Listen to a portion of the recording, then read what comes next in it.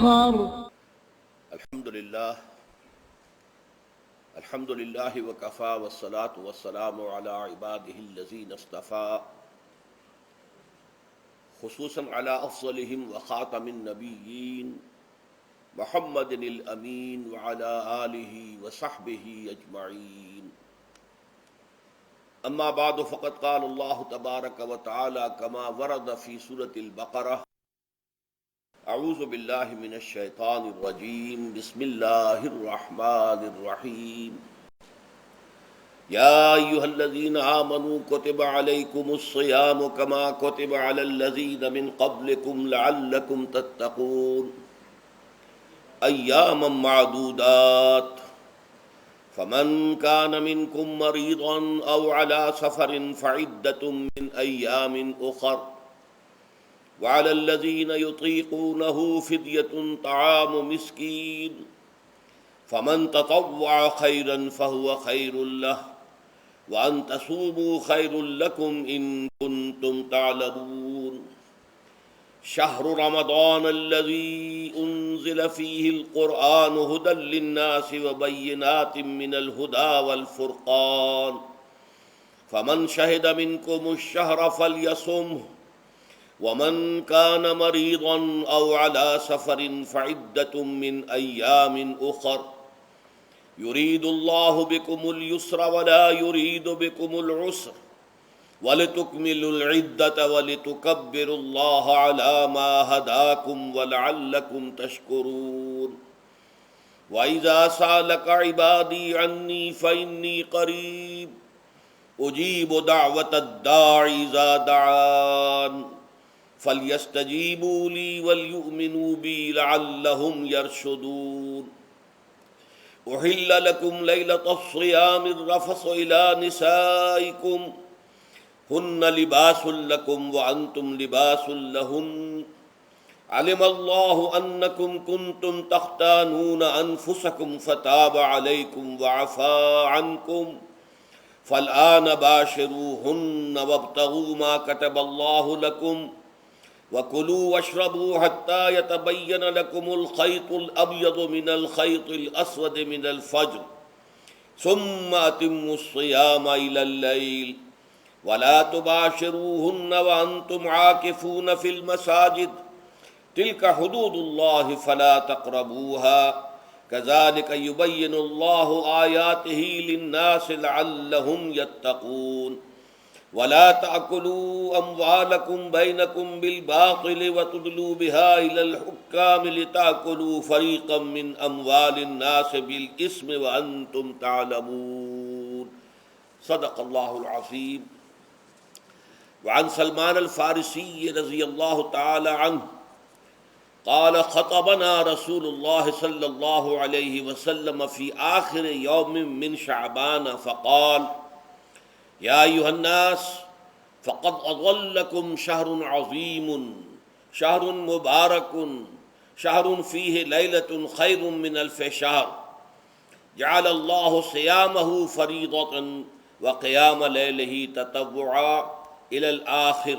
رواہ البیہقی فی شعب الایمان. رب اشرح لی صدری ویسر لی امری واحلل عقدۃ من لسانی یفقہوا قولی. اللہم ربنا الہمنا رشدنا واعذنا من شرور انفسنا. اللہم ارنا الحق حقا وارزقنا اتباعہ وارنا الباطل باطلا وارزقنا اجتنابہ. آمین یا رب العالمین. میں نے ابھی آپ کو وہ 6 آیات پڑھ کر سنائی ہیں. ان پر سورہ بقرہ کا 23واں رکوع مشتمل ہے، اور ایک اعتبار سے یہ پورے قرآن میں منفرد ہے کہ اس میں دین اسلام کے جو 5 ارکان ہیں آپ کو معلوم ہے، ان میں کلمہ شہادت ہے، نماز ہے، روزہ ہے، زکوٰۃ ہے، حج ہے. تو ان میں سے ایک رکن جو ہے صیام، روزہ، اس کے بارے میں اس کے جملہ احکام، ابتدائی احکام کیا تھے، تکمیلی احکام کیا تھے، پھر اس کی حکمتیں درجہ بدرجہ.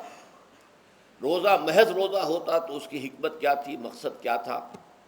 اور روزے کے ساتھ رمضان مبارک کا پروگرام قیام اللیل کو شامل کیا گیا تو اس کا مقصد کیا ہے، اس کا مطلوب کیا ہے، اس کا مقصود کیا ہے؟ یہ ساری چیزیں جو ہیں وہ ایک مقام پر آ گئی۔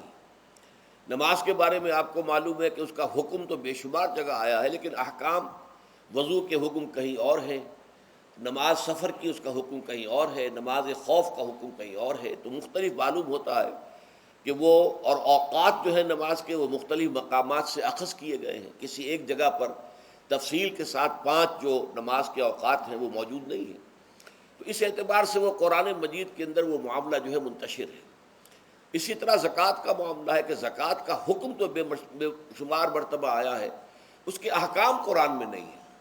اس کا نصاب کیا ہے، کس کے ذمے زکوٰۃ واجب ہے، اس کا پھر اس کی کیا ریشو ہے، کیا نسبت ہے، کیا مقدار ہے، کہیں نہیں ہے، یہ احادیث سے۔ حج کا معاملہ ہے تو وہ بھی کم سے کم 2 مقامات پر، بلکہ اس سے زائد مقامات پر آپ کو اس کا ذکر ملے گا۔ مکی صورتوں میں بھی ہے سورہ حج، اس میں 2 رکوع مسلسل ہیں، پھر مدنی صورتوں میں سے سورہ بقرہ، اس کے بعد جو ہے 23ویں رکوع کے بعد 24 اور 25واں رکوع پورا جو ہے وہ حج کے مناسک پر مشتمل ہے۔ اس سے کچھ پہلے جو ہے وہ سعی بین الصفا والمروہ جو ہے اس کا ذکر 20ویں رکوع کے آخر میں آ چکا ہے۔ حج کی فرضیت کا حکم جو ہے وہ سورہ آل عمران میں ہے۔ لیکن یہ کہ یہ صوم کی عبادت جو ہے، جو کہ خود ایک رکن ہے اسلام کا، اس کے معاملے میں یہ 6 آیات اتنی جامع ہیں کہ اگر ان کو انسان سمجھ لے تو کل معلومات جو ہیں صوم کے بارے میں جو مطلوب ہیں وہ اس کو حاصل ہو جائیں گے، اس کے احکام بھی، اس کی حکمتیں بھی۔ تو اسی حوالے سے آج ان پر گفتگو ہوگی، لیکن درس کے انداز میں نہیں، بلکہ میری اپنی گفتگو کے دوران ان آیات کا حوالہ آئے گا، تو میں چاہوں گا کہ آپ اس وقت بھی اپنی نگاہیں جو ہیں اس کے ٹیکسٹ کے اوپر مرکوز کریں، تاکہ آپ کے ذہن میں جو ہے یہ مضامین آیات کے الفاظ کے ساتھ ایسوسیشن قائم کر کے محفوظ ہو جائیں۔ اچھا، اس کے علاوہ پھر میں نے وہ خطبہ پڑھا ہے، بلکہ اس کا ابتدائی کلمات صرف پڑھے ہیں، جس کے بارے میں حضرت سلمان فارسی رضی اللہ تعالیٰ عنہ نے یہ بیان کیا کہ حضور نے ہمیں یہ خطبہ ارشاد فرمایا شعبان کے آخری دن۔ تو یہ گویا کہ اس مناسبت سے آج ہمارا اس خطبے کو پڑھنا جو ہے بہت ہی موزوں ہے، اس لیے کہ یہ خطبہ جو ہے آج، جیسا کہ میں نے عرض کیا، ہو سکتا ہے بلکہ غالب امکان اسی کا ہے کہ آج شعبان کا آخری دن ہے، تو گویا کہ ہم حضور کے نقش قدم کی پیروی کرتے ہوئے، آپ کی سنت پر عمل کرتے ہوئے ہم اس وقت اس خطبے کو پڑھیں گے۔ یہ خطبہ جو ہے اس کا مکمل ترجمہ جو تازہ ایشو ہے ندائے خلافت کا، اس میں سرورق پر درج کر دیا گیا نمایاں طور پر۔ پھر ہم نے ایک 4 ورقے کی حیثیت سے کتابچے کی شکل میں بھی اس کو شائع کیا ہے، بدقسمتی سے اس کا اہتمام نہیں ہو سکا کہ وہ یہاں سب کے لیے پیش کیا جاتا، لیکن یہ کہ کچھ نہ کچھ نسخے اس کے یہاں آئے ہیں، اس میں بھی یہ پورا خطبہ درج ہے۔ پھر ایک ناشر نے جن کا تعلق ایسے تنظیم اسلامی کے ساتھ ہے، اس کو خوبصورت انداز میں شائع کیا ہے 4 ورقے کو، لیکن اس کی انہوں نے قیمت رکھی ہے کہ اس کے 10 نسخے 10 روپے میں آپ کو مل جائیں گے، تاکہ آپ زیادہ سے زیادہ لیں اور تاکہ لوگوں میں تقسیم کریں، تاکہ وہ ذہنی تیاری جو ہے، ذہنی اور قلبی اور روحانی، رمضان مبارک کی برکات سے صحیح طور پر مستفید ہونے کے لیے اس میں آپ کے دوست، اعزاء و قارب، رشتہ دار بھی شریک ہو سکیں۔ میں سب سے پہلے اب آغاز کر رہا ہوں اسی خطبے کے ان الفاظ سے کہ جو یہاں پر درج ہیں، آپ بھی اس کی متن پر نگاہ رکھیے۔ ان سلمان الفارسی رضی اللہ عنہ، حضرت سلمان فارسی رضی اللہ تعالی عنہ سے یہ روایت ہے۔ حضرت سلمان آپ کو معلوم ہے کہ ایران میں پیدا ہوئے، اور ان کے والد جو ہیں وہ آتش کدے کے بڑے ذمہ دار آدمی تھے، لیکن ان کو نفرت پیدا ہوئی کہ یہ آگ ہم خود جلاتے ہیں، ایندھن اس میں نہ ڈالیں تو بجھ جاتی ہے، ہم کیسے اس کے سامنے ہاتھ جوڑ کر کھڑے ہو جائیں اور اس سے دعائیں مانگیں۔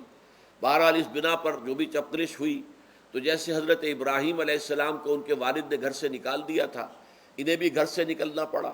جیسے حضرت ابراہیم نے پھر ہجرت کی تھی اور وہ عراق سے جو ہے شام کی طرف منتقل ہوئے تھے، تو یہ ایران سے شام کی طرف منتقل ہوئے، وہاں جا کر انہوں نے عیسائیت کا مذہب اختیار کیا، راہبوں کے پاس رہے۔ آخری راہب جس کے پاس تھے زیر تربیت و تعلیم تھے، تو جب اس کے انتقال کا وقت آیا تو انہوں نے کہا کہ مجھے تو ابھی تشفی نہیں ہوئی پورے طور سے، آپ نے بہت کچھ سکھایا ہے، بہت کچھ سمجھایا ہے، اور میں نے آپ سے بہت کچھ فیض حاصل کیا ہے، لیکن ابھی تو مجھے تشفی نہیں ہوئی، اب آپ کا انتقال ہو رہا ہے، میں آپ کے بعد کس کے پاس جاؤں؟ تب اس نے کہا کہ میرا علم مجھے بتاتا ہے کہ نبی آخر الزمان کا ظہور اب قریب ہے، اور وہ جنوب میں کھجوروں کی سرزمین میں ہوگا، تو تم جاؤ، ٹرائی یور لک، جاؤ دیکھو شاید قسمت تمہیں ان کے قدموں میں پہنچا دے۔ تو وہ وہاں سے روانہ ہوئے ایک قافلے کے ساتھ، قافلے پر ڈاکوؤں نے حملہ کیا، انہیں پکڑ کر غلام بنا لیا، غلام بنا کر بیچ دیا۔ لیکن یہ دیکھیے قسمت ان کی کہ مدینے کے ایک یہودی نے خرید لیا، اب مدینے پہنچ گئے۔ اب وہاں خبریں انہیں مل رہی ہیں کہ مکے میں کسی صاحب نے دعویٰ کیا ہے نبوت کا، لیکن ان کے پاؤں میں تو غلامی کی بیڑیاں، یہ مکے تو نہیں جا سکتے۔ تو میں کہا کرتا ہوں کہ یہ اس شخص کی قسمت ہے کہ جیسے ہم کہتے ہیں کہ پیاسا کنویں کے پاس جایا کرتا ہے، کنواں تو پیاسے کے پاس نہیں آتا، لیکن یہاں کیا ہوا، کنواں چل کر پیاسے کے پاس پہنچا ہے۔ محمد الرسول اللہ صلی اللہ علیہ وسلم ہجرت فرما کر مدینے تشریف لے آئے۔ تب انہوں نے اپنے آقا سے ایک روز کچھ تھوڑی سی کھجوریں مانگی، لیں اور اجازت طلب کی اور جا کر حضور کی خدمت میں پیش کی، کیونکہ اس نے یہ بتایا تھا راہب نے کہ وہ ہدیہ تو قبول کر لیں گے، صدقات قبول نہیں کریں گے، صدقہ قبول نہیں کریں گے۔ تو اسی امتحان کے لیے جا کر حضور کی خدمت میں وہ کھجوریں پیش کی۔ حضور نے پوچھا کیا ہے، عرض کیا صدقہ، فرمایا نہیں میں صدقہ قبول نہیں کرتا، یہ غربا کا حق ہے، دے دو، تقسیم کر دو۔ پھر کچھ عرصے کے بعد پھر کچھ کھجوریں لی ہوں گی اپنے اس آقا سے، پھر پہنچے، پھر جب حضور نے پوچھا کیا ہے، عرض کیا کہ یہ ہدیہ، آپ نے فرمایا ہاں ٹھیک ہے، ہدیہ میں قبول کرتا ہوں۔ تو فوراً قدموں میں گر گئے، ایمان لے آئے۔ اور ان کا معاملہ جو ہے یہ بھی جان لیجئے کہ یہ فقراء صحابہ میں سے تھے جو کوئی کام نہیں کرتے تھے، ہمہ وقت حضور کے ساتھ رہنا، اور اس اعتبار سے حضور نے ان کے بارے میں یہ بھی کہا ہے کہ سلمان و منا من اہل البیت، سلمان جو ہے وہ ہمارے اہل بیت میں شامل ہے رضی اللہ تعالی عنہ۔ ان کی روایت ہے قال خطبنا رسول اللہ صلی اللہ علیہ وسلم، تو وہ فرماتے ہیں کہ ہمیں خطبہ ارشاد فرمایا نبی اکرم صلی اللہ علیہ وسلم نے شعبان کے آخری دن، فقال، اور فرمایا یا ایھا الناس، اے لوگو، قد اظلکم شہر عظیم، تم پر ایک عظمتوں والا مہینہ سایہ فگن ہو گیا ہے۔ ظل کہتے ہیں سائے کو، اظلکم تم پر سایہ فگن ہو گیا ہے، ایک بہت عظمتوں والا مہینہ۔ اب دیکھیے یہ وہی ہے بات جو انگریزی کے محاورے میں ہے کہ coming events cast their shadows before, آنے والے واقعات کا ایک سایہ سا پہلے سے پڑ جاتا ہے۔ تو ابھی مہینہ شروع نہیں ہوا رمضان مبارک کا، لیکن وہ آیا چاہتا ہے، تو گویا کہ اس کا ایک سایہ پہلے آ گیا ہے، جس کو حضور فرما رہے ہیں کہ تم پر سایہ کر لیا ہے ایک ایسے مہینے میں کہ جو بہت عظمتوں والا ہے۔ شہر مبارک، وہ مہینہ بہت برکتوں والا ہے۔ شہر فیہ لیلۃ خیر من الف شہر، یہ وہ مہینہ ہے کہ جس میں ایک رات وہ بھی ہے کہ جو 1000 مہینوں سے افضل ہے۔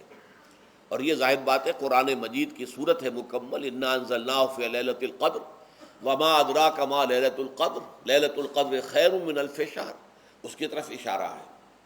اب اس کے بعد جو جملہ ہے جعل اللہ صیامہ فریضۃ، اللہ نے اس مہینے کا روزہ رکھنا فرض قرار دے دیا ہے۔ وقیام اللیل، ایک تو قیام اللیل کے لفظ پر غور کیجیے، اور اس کی راتوں کے دوران کھڑے رہنے کو تطوعاً، آزاد مرضی پر چھوڑ دیا ہے۔ تو گویا کہ اس رمضان مبارک کے 2 پروگرام ہیں، ایک پروگرام دن سے متعلق ہے وہ ہے روزہ، اور ایک قیام رات سے متعلق ہے اور وہ ہے قیام اللیل۔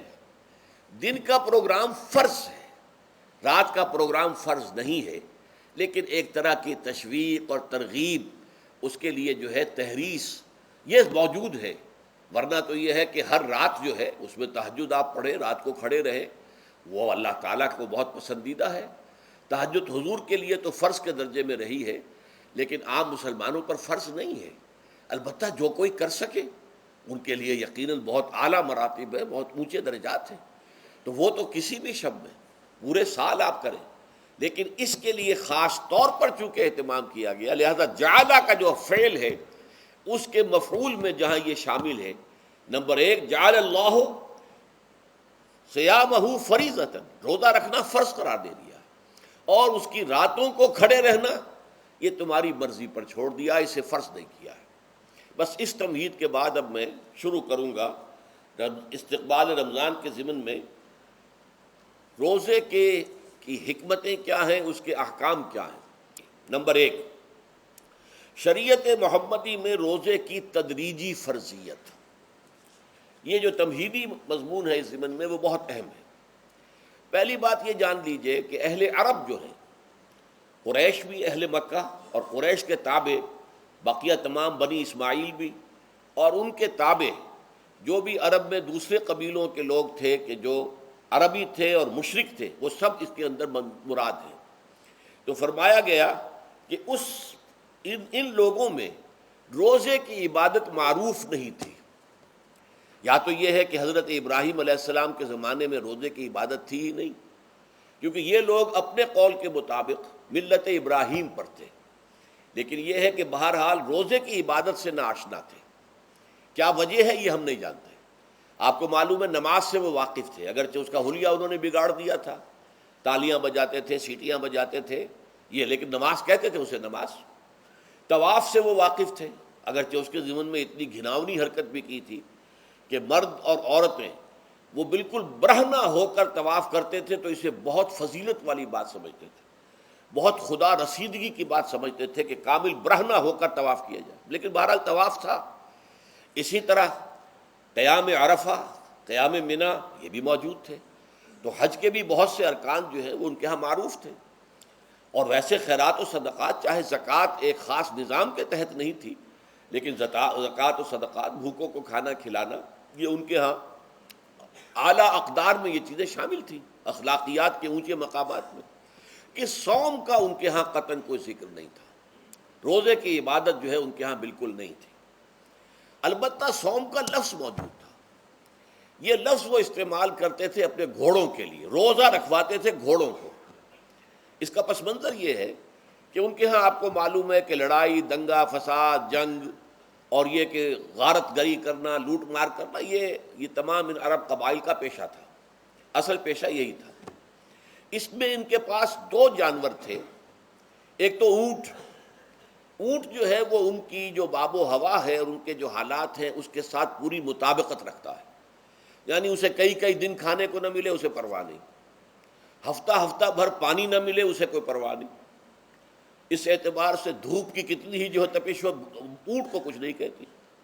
لیکن یہ کہ وہ سست رفتار جانور ہے، لڑائی کے لیے، جنگ کے لیے، خاص طور پر غارت گری جہاں کرنی ہو، جہاں جا کر گویا کہ ڈاکہ مارنا، پھر دوڑنا ہے، بھاگنا ہے، واپس جانا ہے، تو انہیں گھوڑے کی ضرورت ہوتی تھی جو سریع الرفتار ہے۔ لیکن گھوڑے میں یہ اوصاف نہیں تھے۔ وہ بھوک کو برداشت نہیں کر سکتا، مزمحل ہو جائے گا، وہ پیاس کو برداشت نہیں کر سکتا، مزمحل ہو جائے گا، وہ دھوپ کو برداشت نہیں کر سکتا، مزمحل ہو جائے گا۔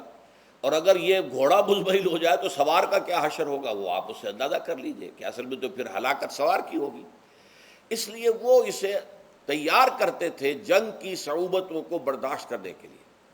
اس کا دانہ پانی بند کر دیا، اور اس کا منہ جو ہے وہ عرب بدو جو ہوتا تھا خود تو اپنا چہرہ اور سر لپیٹ لیتا تھا کپڑے کے اندر جب وہ چلتی تھی۔ ان کے ہاں باد سموم، تیز آگ جیسی ہوا جو ہے، جس کے اندر ریت کے ذرات بھی ایسے ہوتے تھے گویا کہ کسی بھاڑ کی جو ہے اس کے اندر کی ریت جو ہے وہ چلی آ رہی ہے، تو گھوڑے کا رخ ادھر کر کے کھڑے کر دیتے تھے اس کو، خود اپنے منہ پر ڈاٹا واٹا باندھا ہوا اپنی حفاظت کے لیے، تاکہ اس کے اندر دھوپ کی سختی برداشت کرنے کی عادت پیدا ہو جائے، پیاس کی برداشت کرنے کی عادت پیدا ہو جائے، بھوک کو برداشت کرنے کی۔ اس کو کہتے تھے صوم۔ صوم کے لفظی معنی رک جانا۔ اب یہ کھانے پینے سے رکا ہوا ہے، اور یہ دھوپ کی سختیاں برداشت کرنے کے لیے دھوپ کے اندر، اور وہ جو آتی تھی وہاں پہ باد سموم، اس کے اندر بھی اس کا سامنا کرنے کے لیے تیار ہے۔ تو یہ پس منظر ہے روزے کا لغوی اعتبار سے، اور یہ کہ اہل عرب جو ہے پرانے وہ اس عبادت سے ناواقف تھے، لہٰذا ہمیں پورے مکی قرآن میں اس کا کہیں ذکر نہیں ملتا۔ البتہ مدینے میں جب حضور تشریف لائے اور صحابہ کرام ہجرت کے بعد، تو یہاں آپ نے دیکھا کہ یہودی جو ہے وہ روزہ رکھتے ہیں یوم عاشورہ کا، 10 محرم کا۔ تو حضور نے دریافت کیا کہ یہ تم 10 محرم کو روزہ کیوں رکھتے ہو؟ تو انہوں نے کہا کہ یہ دن ہماری نجات کا دن ہے۔ 10 محرم کو اللہ تعالیٰ نے فرعون کو غرق کیا تھا اور ہمیں نجات دی تھی اس کے ظلم و ستم سے، تو شکرانے کے طور پر ہم روزہ رکھتے ہیں۔ تو حضور نے فرمایا کہ موسیٰ کے تو پھر ہم تم سے زیادہ حقدار ہیں، ہم موسیٰ کو مانتے ہیں علیہ الصلاۃ والسلام، ان کی عزت کرتے ہیں، قدر کرتے ہیں، تو ہم بھی روزہ رکھیں گے۔ تو آپ نے صحابہ کو حکم دیا کہ عاشورہ کا روزہ رکھا کرو۔ پھر کچھ عرصے کے بعد اللہ تعالیٰ کی طرف سے حکم آ گیا، اور یہ حکم جو ہے اس رکوع کی پہلی آیت کے اندر ہے، یا ایھا الذین آمنوا کتب علیکم الصیام کما کتب علی الذین من قبلکم لعلکم تتقون۔ لیکن جیسا کہ میں بعد میں بتاؤں گا، یہ حکم صوم رمضان کا نہیں ہے، بلکہ یہ کہ اللہ کے حکم سے پہلے 3 دن کے روزے فرض کیے گئے۔ ہر مہینے کی 13ویں، 14ویں اور 15ویں تاریخ کو روزہ رکھو۔ اس میں بڑی حکمت تھی، چونکہ یہ عرب عادی نہیں تھے روزے کے، تو انہیں تدریجاً خو کر کرنا تھا۔ ظاہر بات ہے کہ 30 دن جو ہے وہ تو ایک بڑی مدت ہے، اور ظاہر بات ہے کہ مئی کا مہینہ بھی آ جائے گا، اس میں جون بھی آئے گا، جولائی بھی آئے گا، قیامت خیز مہینے آ جائیں گے، تو بڑی ہمت جواب دے جائے گی۔ تو پہلے روزہ ہر مہینے 3 روزے رکھنے کی ان کو مشق کرائی جائے تاکہ یہ عادی ہو۔ یہ 3 روزے اگر مئی میں بھی آ گئے، جون میں بھی آ گئے، تب بھی ٹھیک ہے، اس کو انسان 3 دن کی تو مشقت برداشت کر سکتا ہے۔ تو پہلے یہ کیا گیا، لیکن اس کے ضمن میں یہ حکم دے دیا گیا، اس کو کہتے ہیں وجوب علی التخییر، یہ اختیار دے دیا گیا کہ یہ 3 روزے تم پر واجب کیے جا رہے ہیں، لیکن یہ کہ اگر تم یہ روزے نہ رکھو تو تم فدیہ دے سکتے ہو، 1 مسکین کو کھانا کھلانا صبح و شام۔ یہ ہے وجوب علی التخییر۔ دوسری رعایت یہ دی گئی کہ اگر کوئی شخص ان 3 تاریخوں میں بیمار ہو یا سفر پر ہو تو وہ تعداد دوسرے دنوں میں پوری کر لے۔ یہ ہے گویا کہ سب سے پہلا حکم جو دیا گیا ہے، اور اس کے ضمن میں اب میں چاہتا ہوں کہ آیت نمبر 2 آپ اچھی طرح پڑھ لیں، اپنا سامنے رکھیے اور اس کے حوالے سے یہ بات سمجھ لیجیے۔ ایام معدودات، یہ دن ہیں چند گنتی کے۔ مجھے حیرت ہوتی ہے کہ جدید جو مفسرین ہیں جنہوں نے اردو میں ترجمے کیے ہیں، تفسیریں کی ہیں، ان سب کے نگاہوں سے یہ بات اوجھل رہی کہ یہ در حقیقت رمضان کے روزے کا ذکر نہیں ہے، بلکہ اس ابتدائی حکم سے متعلق ہے کہ جو ہر مہینے میں 3 دن کے روزے رکھنے کا حضور نے دیا تھا۔ لیکن یہ کہ میرا اپنا ذاتی واقعہ یہ ہے زندگی کا، اور یہ اہم واقعات میں سے ہے۔ میں جب میڈیکل کالج میں پڑھتا تھا، سمجھیے 19-20 سال کی میری عمر، اس وقت بھی مجھے یہ احساس ہوا تھا کہ یہ جو 2 آیات آئی ہیں یہاں ایک دوسرے کے تقابل میں، یہ بیک وقت نازل نہیں ہو سکتی، ان میں وقفہ ہوگا، اور یقیناً پہلا حکم کسی اور پس منظر میں ہے، دوسرا حکم جو بعد میں ہم دیکھیں گے وہ کسی اور پس منظر میں ہے۔ تو میری رائے یہ تھی، اور میں اس پر قائم بھی تھا، بیان بھی کرتا تھا، لیکن ڈرتا تھا، اس لیے کہ اس وقت تک جتنی تفسیریں میں نے دیکھی تھی، ترجمے دیکھے تھے، ان میں سے کسی نے یہ بات کہی نہیں تھی۔ تو ایک آدمی اپنی رائے کے اوپر اتنی بڑی بات کہہ دے تو میں ڈرتا رہتا تھا، لیکن کہتا تھا کہ میری رائے یہی ہے۔ پھر اتفاق سے جماعت اسلامی ہند کا ترجمان ہوتا تھا ماہنامہ زندگی، عروج احمد قادری صاحب اس کے مدیر تھے۔ وہ جو ایک پرچہ آیا اس میں انہوں نے تنقید کی تھی مولانا سید انور شاہ بخاری رحمۃ اللہ علیہ پر، کہ ان کشمیری رحمۃ اللہ علیہ سے ان کے اوپر یہ تنقید کی تھی کہ انہوں نے یہ عجیب بات کہہ دی ہے کہ یہ جو حکم ہے یہ رمضان کا نہیں ہے، بلکہ رمضان سے پہلے جو حضور نے حکم دیا تھا 3 دن کے روزے رکھنے، اس سے متعلق ہے۔ اب مجھے اس کے اوپر پورا اطمینان ہو گیا کہ اگر سید محمد انور شاہ کاشمیری رحمۃ اللہ علیہ کی رائے یہ ہے تو متفق گردید رائے ابو علی بارائے من، مجھے اب اس سے زیادہ اور کسی سند کی ضرورت نہیں۔ بعد میں نے جب تفسیر کبیر امام رازی رحمۃ اللہ علیہ کی اس کا بھی مطالعہ شروع کیا تو میں حیران ہوا کہ سلف میں تو یہ رائے کثرت سے موجود تھی۔ کیا سبب ہوا ہے کہ آج کے دور کے جو مترجمین اور مصنفین ہیں ان کی نگاہوں سے بالکل یہ بات اوجھل ہو گئی؟ اس معاملے کو میں حل آج تک نہیں کر سکا، لیکن اب میں پورے تیقن سے آپ سے کہہ رہا ہوں کہ یہ جو پہلی 2 آیتیں ہیں ان کا تعلق صوم رمضان سے نہیں ہے، بلکہ ان کا تعلق ہے وہ 3 دن کے۔ اس کی سب سے بڑی دلیل اس کے اندر موجود ہے، ایام معدودات، گنتی کے چند دن۔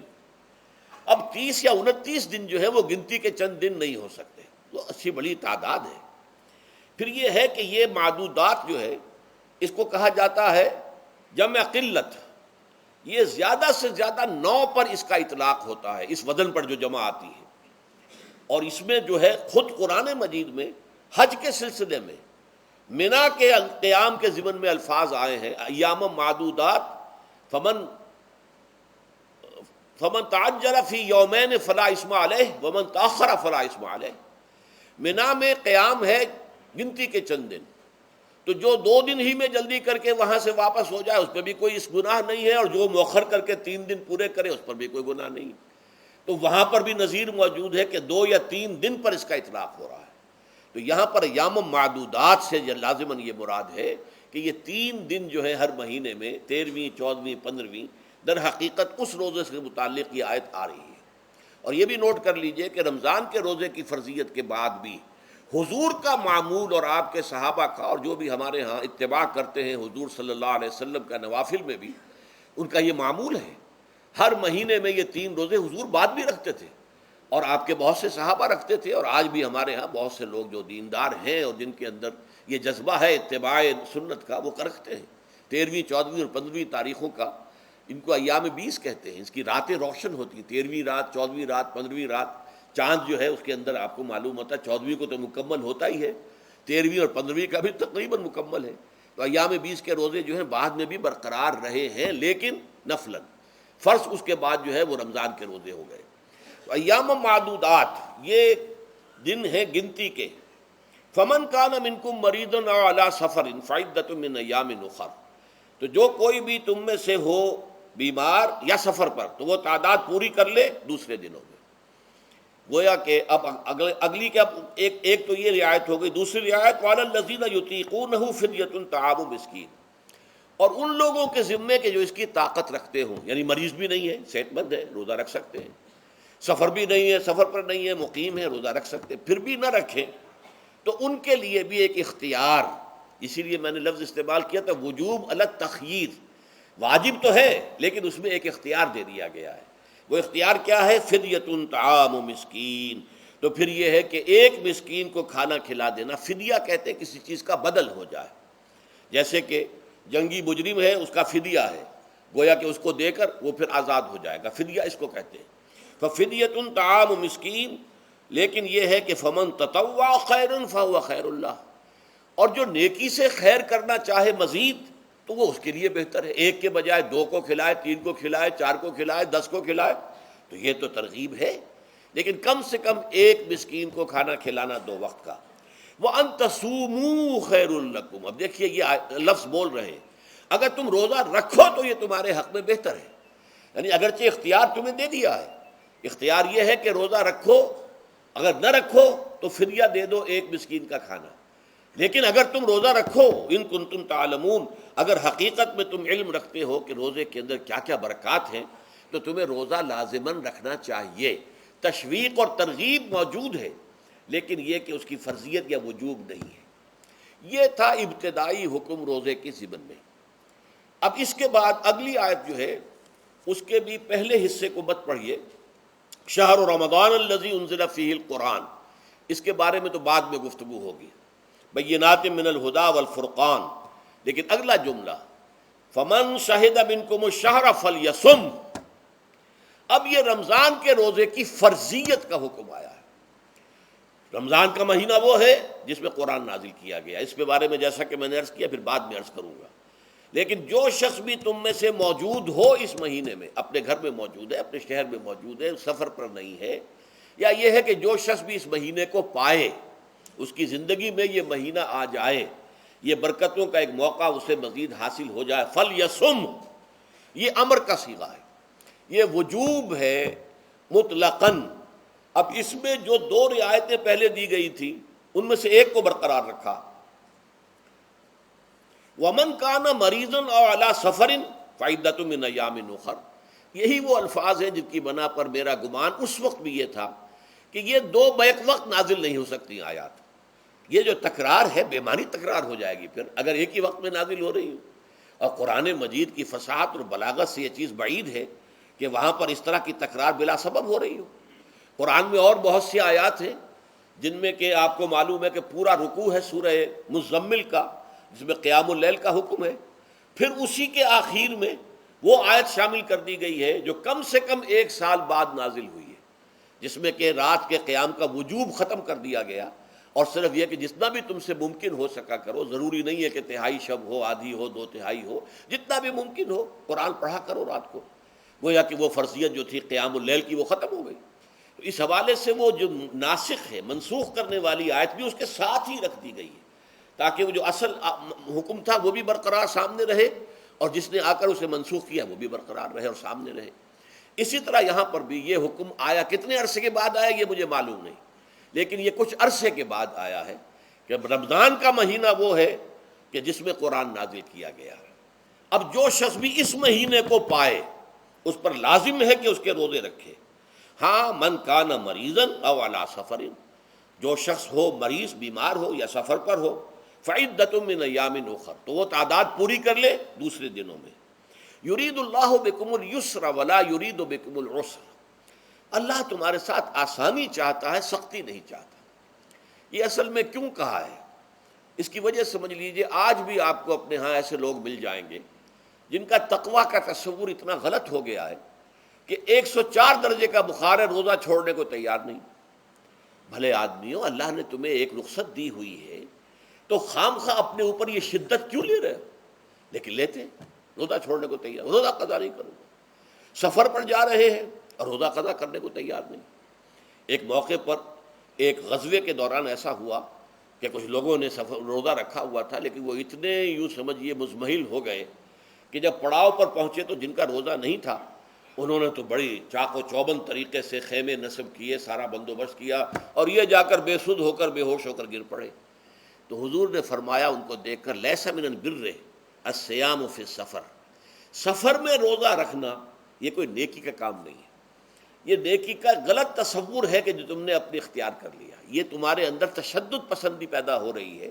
دین کے احکام میں جو مقصد ہے وہ کیا ہے؟ یرید اللہ بکم الیسر ولا یرید بکم العسر۔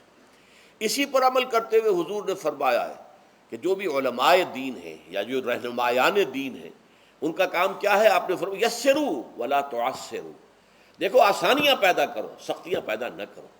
دین میں سختیاں پیدا کرنا بھی وہ اسر اور اغلال بن جاتا ہے کہ جس کو رفع کرنے کے لیے اور جس سے لوگوں کو، یہودیوں کو اور تمام اہل کتاب کو نجات دینے کے لیے اللہ تعالیٰ نے اپنے رسول محمد صلی اللہ علیہ وسلم کو بھیجا۔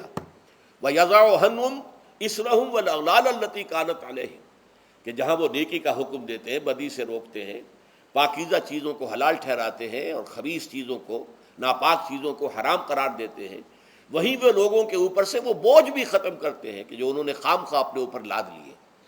تو ان میں سے یہ بھی ہے کہ یہ نیکی کا کام نہیں ہے کہ آپ سفر میں ہیں اور روزہ رکھ رہے ہیں۔ یرید اللہ بکم الیسر ولا یرید بکم العسر وَلِتُكْمِلُوا الْعِدَّةَ، لیکن یہ بات واضح رہے کہ اب تمہارے لیے تعداد کو پورا کرنا لازم ہے۔ یہ نہیں ہے کہ آپ اس کی جگہ پر فدیہ دے دیں تو بات پوری ہو جائے گی، نہیں۔ روزے کی تعداد، آپ کے رمضان میں 2 روزے 3 روزے چھوٹ گئے بیماری کی وجہ سے، ٹھیک ہے، لیکن دوسرے دنوں میں اس کی قضا دینی لازم ہے۔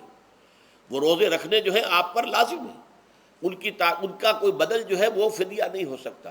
البتہ یہ نوٹ کر لیجئے، یہ حکمت نبوی ہے کہ یہاں اگرچہ وہ فدیے کا حکم جو ہے گویا کہ بظاہر قرآن مجید کے الفاظ سے محسوس ہوتا ہے کہ مطلقاً منسوخ ہو گیا، لیکن حضور نے اس کو خاص حالتوں میں باقی رکھا ہے۔ کوئی شخص اتنا بوڑھا ہو چکا ہے یا خاتون اتنی بوڑھی ہو چکی ہے کہ دن بھر کا فاقہ جو ہے اس میں اندیشہ ہے کہ کہیں ہلاک نہ ہو جائے۔ کوئی مریض ہے، مرد ہے یا عورت ہے، وہ ڈائبٹیز کی مریضہ ہے، اس کو وہ شوگر کا مرض ہے اور وہ اس کو برداشت نہیں کر سکتی، شوگر لیول بہت نیچے ہو جائے تو موت واقع ہو سکتی۔ کوئی ایسا مریض ہے جس کو مرض سے شفا پانے کی اب کوئی امید ہے ہی نہیں کہ میں مرض سے شفا پا جاؤں گا یا پا جاؤں گی تو اس کے بعد میں روزہ مکمل کر دوں گی، نہیں۔ ایسے لوگوں کے لیے حضور نے اس رعایت کو برقرار رکھا ہے کہ ایسے لوگ اگر ایک مسکین کو کھانا کھلا دیں تو یہ فدیہ بن جائے گا۔ لیکن جو بھی شخص صحت مند ہو اور صحت کی توقع رکھتا ہو اور جو شخص بھی طاقت رکھتا ہو روزے کا قضا کر دینے کا، اس کے لیے لازم ہے کہ روزوں کی قضا کرے۔ وَلِتُكْمِلُوا الْعِدَّةَ وَلِتُكَبِّرُوا اللَّهَ عَلَىٰ مَا هَدَاكُمْ، اور تاکہ تم اللہ کی کبریائی کا اعلان کرو اس چیز پر کہ جو اس نے تمہیں ہدایت عطا فرمائی ہے۔ اب اس کا ایک تو ظاہر ہے کہ جب روزے ختم ہوتے ہیں عید الفطر میں، تکبیر، اضافی تکبیرات کے ساتھ 2 رکعتیں ہیں جو ہم ادا کرتے ہیں۔ احناف کے نزدیک 6 اضافی تکبیرات ہیں اور اہل حدیث کے نزدیک 12 ہیں، لیکن تکبیرات ہیں اضافی۔ اور یہ کہ جاتے ہوئے اور آتے ہوئے عید کے لیے آپ جا رہے ہیں تو تکبیرات پڑھتے ہوئے جائیے، واپس آ رہے ہیں تکبیر پڑھتے ہوئے آئیے، اور یہ بھی کہ جاتے ہوئے راستہ کوئی اور، آتے ہوئے راستہ کوئی اور اختیار کیجئے، تاکہ پورا شہر، پوری بستی جو ہے تکبیر کی آواز سے گونج جائے۔ یہ ظاہر ہے، باطن اس کا کیا ہوگا؟ اللہ کی کبریائی کا اعلان کرو، اللہ کی کبریائی کو نافذ کرنے کی کوشش کرو۔ جب اللہ نے تمہیں ہدایت دے دی ہے، تمہیں اپنے دین حق سے نواز دیا ہے، اب تمہارا فرض ہے کہ اس کو قائم کرو، اس کے لیے جد و جہد کرو، اس کے لیے تن من دھن لگاؤ، اس کے لیے جان اور مال سے جہاد کرو۔ وَلِتُكَبِّرُوا اللَّهَ عَلَى مَا هَدَاكُمْ وَلَعَلَّكُمْ تَشْكُرُونَ، اور تاکہ تم واقعتاً شکر کرو۔ اس پر بھی گفتگو بعد میں ہوگی۔ یہ حکمت صوم کے حوالے سے ہے یہ لفظ۔ اس کے بعد جو ہے ایک آیت چھوڑ کر پھر اگلی 5ویں آیت پڑھیے۔ یہ ہے تکمیلی احکام۔ ابتدائی احکام آ گئے، نمبر 2 میں صوم رمضان کا حکم آ گیا۔ نمبر 3 پر ہوا کیا تھا کہ جب روزوں کا حکم دیا گیا تو چونکہ مثال آپ نے رکھی تھی یہود کی کہ یہود جو ہے عاشورہ کا روزہ رکھتے ہیں تو ہم بھی کیوں نہ رکھیں، مسلمانوں تم بھی رکھو۔ اس سے گمان یہ کیا گیا کہ جو احکام یہود کی شریعت میں ہیں روزے کے، شاید وہی ہماری شریعت میں بھی ہے، اور ان کی شریعت میں یہ تھا کہ رات کو سو گئے تو روزہ شروع ہو گیا، اور وہ روزہ اب نہ کوئی سحری ہے، نہ رات میں کے دوران کوئی میاں اور بیوی جو ہے وہ ہم بستری کر سکتے ہیں، بلکہ یہ کہ وہ روزہ صبح سے لے کر پھر جب رات کے بعد صبح آئے گی، صبح سے پھر دوپہر اور شام اور غروب آفتاب پر جا کر روزہ ختم ہوگا۔ گویا کہ کم و بیش 20 گھنٹے کا روزہ یا 21 گھنٹے کا روزہ، کیونکہ اگر غروب آفتاب کے 3 گھنٹے کے بعد آدمی سو گیا تو وہاں سے جو روزہ شروع ہوا ہے تو غروب آفتاب پر اگلے روز جو ہے وہ ختم ہوگا، تو ہو جائے گا 20-21 گھنٹے کا روزہ۔ یہ روزے کا حکم لوگوں نے سمجھا، اس کی صراحت کوئی نہیں تھی، لیکن لوگ جو ہے چونکہ صراحت منفی بھی نہیں تھی، مثبت بھی نہیں تھی، لہذا وہ رات کے وقت میں جب جو دن ہوتے تھے روزوں کے، ان کی راتوں میں وہ اپنی جو بھی ایک طبعی ضرورت ہے، جو ہم بستری ہے میاں اور بیوی کی، شوہر اور بیوی کی، وہ کر گزرتے تھے۔ جذبات کے اندر جو بھی اس وقت ان کی احتیاج ہوئی، دل میں کھٹک رہتی تھی کہ پتہ نہیں ہم نے یہ صحیح کام کیا نہیں کیا، غلط کیا، تو اس سے یہ کہ ظاہر بات ہے کہ پھر قرآن مجید اسے قرار دے رہا ہے اپنے آپ سے خیانت کرنا۔ جب انسان اپنے ضمیر کے خلاف کوئی بات کر رہا ہو تو چاہے وہ بات صحیح ہے لیکن وہ اسے گناہ سمجھ کے کر رہا ہے تو اس نے تو گناہ کیا، وہ اپنے آپ سے تو خیانت کر رہا ہے۔ ایک شخص ہے وہ بکری کا گوشت کھا رہا ہے لیکن سمجھتا یہ کہ یہ سور کا گوشت ہے، تو اس نے تو سور ہی کا کھایا نا، اس نے بکری کا تو نہیں کھایا، لیکن اس نے سمجھا یہ کہ یہ سور کا گوشت اور کھا رہا ہے۔ تو اس حوالے سے ایک دغدغہ سا دل میں رہتا تھا، پریشانی۔ تو اب جو یہ 5ویں آیت ہے، طویل ترین آیت ہے اس سلسلے کی، اس میں روزے کے تکمیلی احکام آ گئے جو ابدی ہیں، آج تک قائم ہیں اور قیامت تک قائم رہیں گے۔ فرمایا احل لکم لیلۃ الصیام الرفث الی نسائکم، اے مسلمانوں روزے کی راتوں میں تمہارے لیے حلال کر دیا گیا ہے اپنی بیویوں سے اپنی خواہش کا پورا کرنا۔ رفث الی نسائکم ہن لباس لکم وانتم لباس لہن، وہ تمہارے لیے بمنزلہ لباس ہیں، جیسے لباس کے اور انسان کے بدن کے درمیان کوئی حجاب نہیں ہوتا، ایسے ہی شوہر اور بیوی کے درمیان بھی کوئی حجاب نہیں رہتا۔ ہن لباس لکم وانتم لباس لہن، اور ویسے بھی ایک معنی میں کہ جیسے لباس آپ کو گرمی کی شدت سے بچاتا ہے، ورنہ ہو سکتا ہے کہ تیز دھوپ جو ہے جو عرب میں ہوتی تھی وہ تو آپ کی کھالوں کو جلا دے، تو یہ حفاظت کا ایک ذریعہ بھی ہے۔ اسی طریقے سے شوہر کے لیے بیوی اپنی عفت و عصمت کو برقرار رکھنے کے لیے ایک ذریعہ ہے کہ کہیں حرام میں منہ نہ مارے، بیوی موجود ہے، حلال ذریعے سے اپنی خواہش پوری کرے۔ اور بیوی کے لیے شوہر اسی طریقے سے ایک ڈھال بن جاتا ہے کہ اسے خام خواہ ادھر ادھر دیکھنے کا کوئی خیال بھی کبھی نہ آئے، اس کی جو بھی نفسانی خواہش ہے اس کی شوہر پورا کر رہا ہے۔ تو اس اعتبار سے بھی ہن لباس لکم وانتم لباس لہن، علم اللہ انکم کنتم تختانون انفسکم، اللہ کے علم میں ہے کہ تم اپنے آپ سے خیانت کر رہے تھے۔ اس کی وضاحت میں پہلے کر چکا ہوں کہ دل میں یہ دغدغہ تھا کہ یہ حرام کام اور کر رہے ہیں، یہ گویا کہ اپنے آپ سے خیانت، اللہ سے بغاوت نہیں تھی۔ کیوں کہ اللہ تعالیٰ کی طرف سے تو حکم تمہیں معلوم تھا ہی نہیں ابھی، آیا اس کی اجازت ہے یا نہیں ہے، لیکن اپنے آپ سے تو خیانت کر رہے ہو نا، تم یہ سمجھ رہے تھے کہ یہ نہیں ہونا چاہیے، یہ گویا کہ ممنوع ہے اور کر رہے تھے، تو اس کو کہا کہ تم اپنے آپ سے خیانت کر رہے تھے۔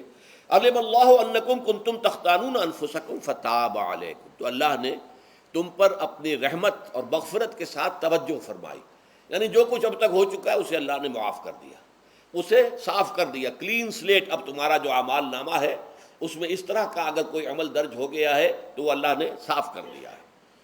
وَعَفَا عَنْكُمْ، اور تمہیں معاف بھی کر دیا ہے۔ فَالْآنَ بَاشِرُوهُنَّ، تو اب تم ان کے ساتھ جو بھی تعلق زن و شو ہے اس کو اختیار کر سکتے ہو۔ فَالْآنَ بَاشِرُوهُنَّ وَابْتَغُوا مَا كَتَبَ اللَّهُ لَكُمْ، اور حاصل کرو وہ کچھ جو کچھ اللہ نے تمہارے لیے لکھ دیا ہے۔ یہ تعلق زن و شے سے دو چیزیں ہیں کہ جو مقصود ہیں۔ ایک تو سب جانتے ہیں، اولاد، ہر انسان کی خواہش ہوتی ہے کہ میری نسل کا تسلسل باقی رہے، لیکن نمبر دو ایک شے اور ہے، قرآن مجید میں بیان کیا گیا، بلے تسکنوا الیہا، اس میں ایک سکون ہے، اس میں جو بھی ہے، جو بھی عمل ہے مباشرت کا، اس میں ایک اعصابی طور پر سکون کی کیفیت انسان کو حاصل ہوتی ہے، تو یہ بھی مطلوب و مقصود ہے۔